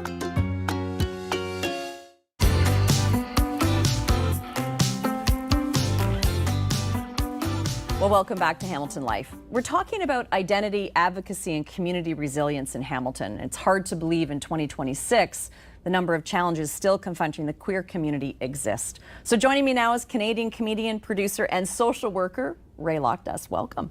Hi, thank you so much. So good to have you here. Thank you. It's so good to be here. Yeah, I can't wait to dive in. But first, you brought an icebreaker. I did. And I love this. So what is this? All right. So this is Uniced. It is the Uncloseted Comedy Icebreaker. So before every show, we have a social. And That's so good. So to kind of help people ease into chatting with each other, because not everyone expects a social at a comedy show. No. That's a good question. Yes. I like it. Yeah, so there are 10 cards, each with 6 different questions. As I said, you roll a die, answer a question, and ask a question. So number 4, what is a dream event that you would host or produce? Oh, that's a good one. Beer Fest. Oh, that's so fun. Only because we just talked about it, and I'm a big craft beer person. I'm not a big drinker, but I love craft beer. I know the difference. It's right. You have to be careful with it. You do. You Yeah. really do. But that is really fun. What a great way to get people talking. And that's so much about what you're doing, you know, in everything in the community to get people out, to get people communicating with each other and finding a place that they feel really welcomed and comfortable and therefore uncloseted comedy, which I love. So talk a little bit about that, Ray. Okay, so Uncloseted Comedy is my baby, despite my cats also being my babies. Of course. So we are in our 4th year. So this is going to be our 4th Uncloseted Comedy Pride Festival, which is the anniversary, which falls on the anniversary of also our first show, which was Hamilton Pride, which is, we weren't associated with official Hamilton Pride, but it was the Hamilton Pride comedy show. Okay. Before it had a name. And that was done at Levity, and it was a blast, so much so that they were like, let's do this monthly. And even better. Exactly. So through various reasons that aren't important, we're at the Staircase Theater now, where we do a monthly show on the... Good. Yeah. So that's where you can find Uncloseted, except for this weekend, or I guess Never mind. This is in the past. That's all right. Sorry. It's all right. Shake that off. There we go. That was for Jesus. All right, so let's talk about how you got into comedy, because you're a Okay. social worker. Yeah. By trade, and then you decided to do comedy as well. So how did that all come together? Well, comedy came first. Comedy is something that's always been in my life. My dad's a huge comedy fan, and like, you know, when the TV's on in the living room and no one's watching it, the neutral channel is Comedy Central. Love it. So I grew up watching The Standing People. I did not know what stand-up comedy was. I love it. So I have like a joke I wrote when I was like 9 that I thought of, and I was like, that sounds like something The Standing People would say, and it just like I didn't realize that was my first joke. Yeah, it is. Well, yeah, at a young age. And so you went to Second City and trained in Toronto, which is really awesome. And how was that experience? It was amazing. And even before Second City, I also studied at the Impatient Theater Company, where I got, I have 12 years of improv experience. Wow. And I am technically going into... Comedians are pretty awesome in the sense of how they overcome so many things, generally speaking, to get on stage and do what they do. Yeah, it's been an interesting journey that got me here. I actually started in improv, and before that I was in acting. So when I first left high school, I was just like, I'm going to become a nurse so I can help people save the world. So I went to school for nursing, and I was depressed. I was so depressed. I just stopped taking the subway. It was a lot. Yeah. So then I dropped out of school and got 2 full-time jobs because that's less stressful. And while there, I was like, when was the last time I felt joy? Are taken away. So if you can still find these moments of joy, that's something that you always can have control over. And while sometimes it's been, I've even said myself that joy is the strongest form of resilience. Sometimes we learn that there are stronger forms of resilience, but let's not get into that. Let's talk more about... Yeah, and I like what you're saying. I do like that. I think it's a great way to look at it and a good perspective to have on life. And I really like what's going on. Of course, June is Pride Month, but there's things going on throughout the year, and it's connecting community and really giving people a space is overall what you're doing and what, you know. To me, that is filled with shame. Because someone sees as being open about who you are as shoving it in your face. That's someone who's resistant to the idea for any kind of reason. But one of the biggest pushes I've heard is like, in my social work career, I've worked with queer youth and their parents. And the most consistent thing I've heard from parents who have even had negative experiences, negative responses to their children coming out, have said that response is rooted in fear for how people will treat their children. And a lot of those parents do regret how they reacted. And I've had to tell those parents, like, watching, it's going to mean a lot to them. And the fact that, as I said off the top there, that we're still having to talk about this in 2026. There's still so far to go, but we have also come a decent amount, right? Absolutely. And that's another conversation that I've discussed a lot, where people are upset that the queer community wants too much because they want to be respected. And it's like too much. Like Dave Chappelle has said that the queer community has pushed and said that we want too much too fast, without realizing that the fight has been going on a lot longer than people think, because so much of it has been hidden. So much of it hasn't been in the public eye, and that's why it seems everywhere now, because for one of the first times in like recent history, we're allowed to actually... That's a great, I mean, I could talk to you longer about it, but I think that's a good place to end. Ray, thank you so much. Thanks for showing us what's going on in our community as well. As I said, not just through the month of June, but throughout the entire year. And it's a great place for people to feel comfortable, accepted, and be part of the community. So thank you. Thank you so much. You here. Thank you. It's been so great. Well, now with more on what's happening, additional things happening across Hamilton, let's head over to Paul with the Vibe. Thank you, Linda, and I don't know about you, but I'm loving the warmer weather, and of course with sunshine comes outdoor events. Tickets to one of the fantastic shows at the Brock Music Festival. A couple of events coming up this week. Barton Street has its annual street festival on Saturday, and so does Ancaster with its Heritage Days. And then looking a little bit further ahead, music and dancing is coming to the waterfront at Pier 8, the second Friday of the month. And then in July is the Craft Beer Festival, music and craft beers. And then at the end of the month is the Lucky Lion Night Market happening at Bayfront Park.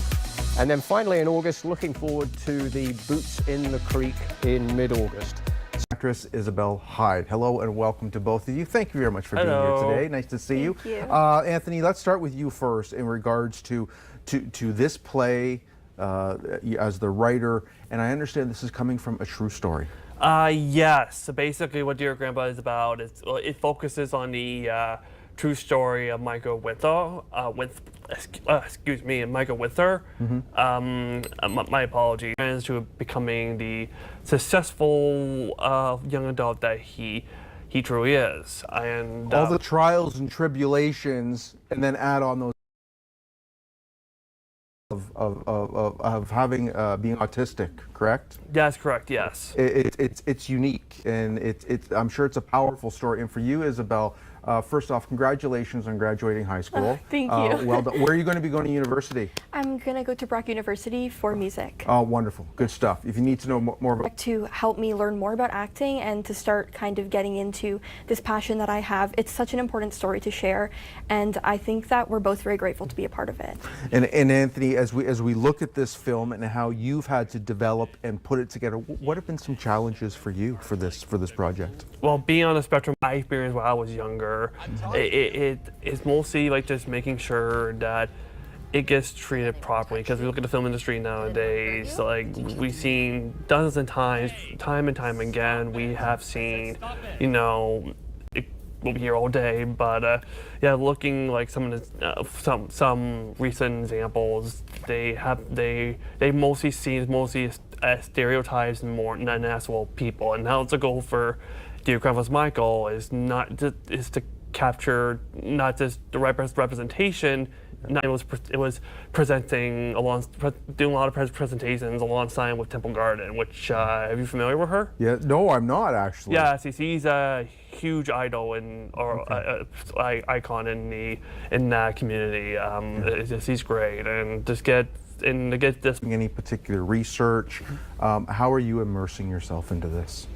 Well, I've known Tyrone a very long time, so this project has been something we've talked about a lot even before I was cast into this role. Okay. And he taught me a lot about not only Michael's story, but about like yourself, Anthony. That must be really satisfactory for you, knowing that they're just running with it, they're understanding it, they're kind of getting understanding what their director has had to deal with for so many years as well. Yeah, definitely, and that's mostly the challenge of being a autistic director. It is doing himself on camera, just like interacting with these different people, including Isabel in the film. I think that's give us more of that advantage because we'll mostly usually get somebody that's not Dear Grandpa's Michael.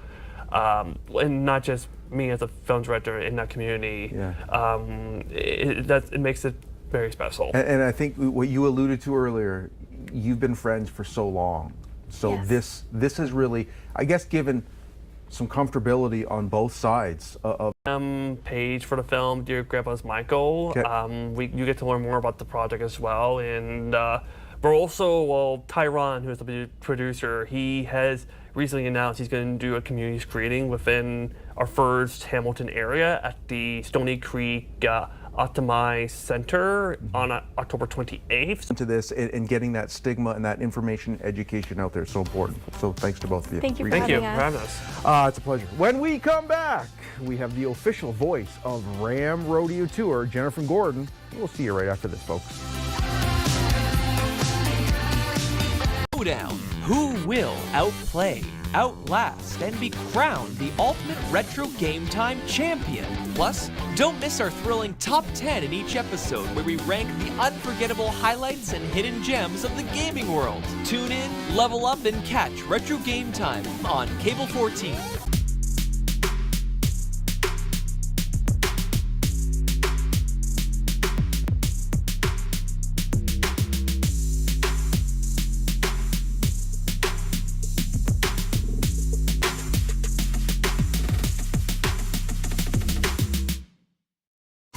Great coat. Like, this is so fun. Now, that is a spectacular hat. I have no, those hats can be pricey. They can. Yeah. And it would be like, it would blow you away. Like, even to me, when I found out there was a $10,000 cowboy hat, I'm like, pardon? Yeah.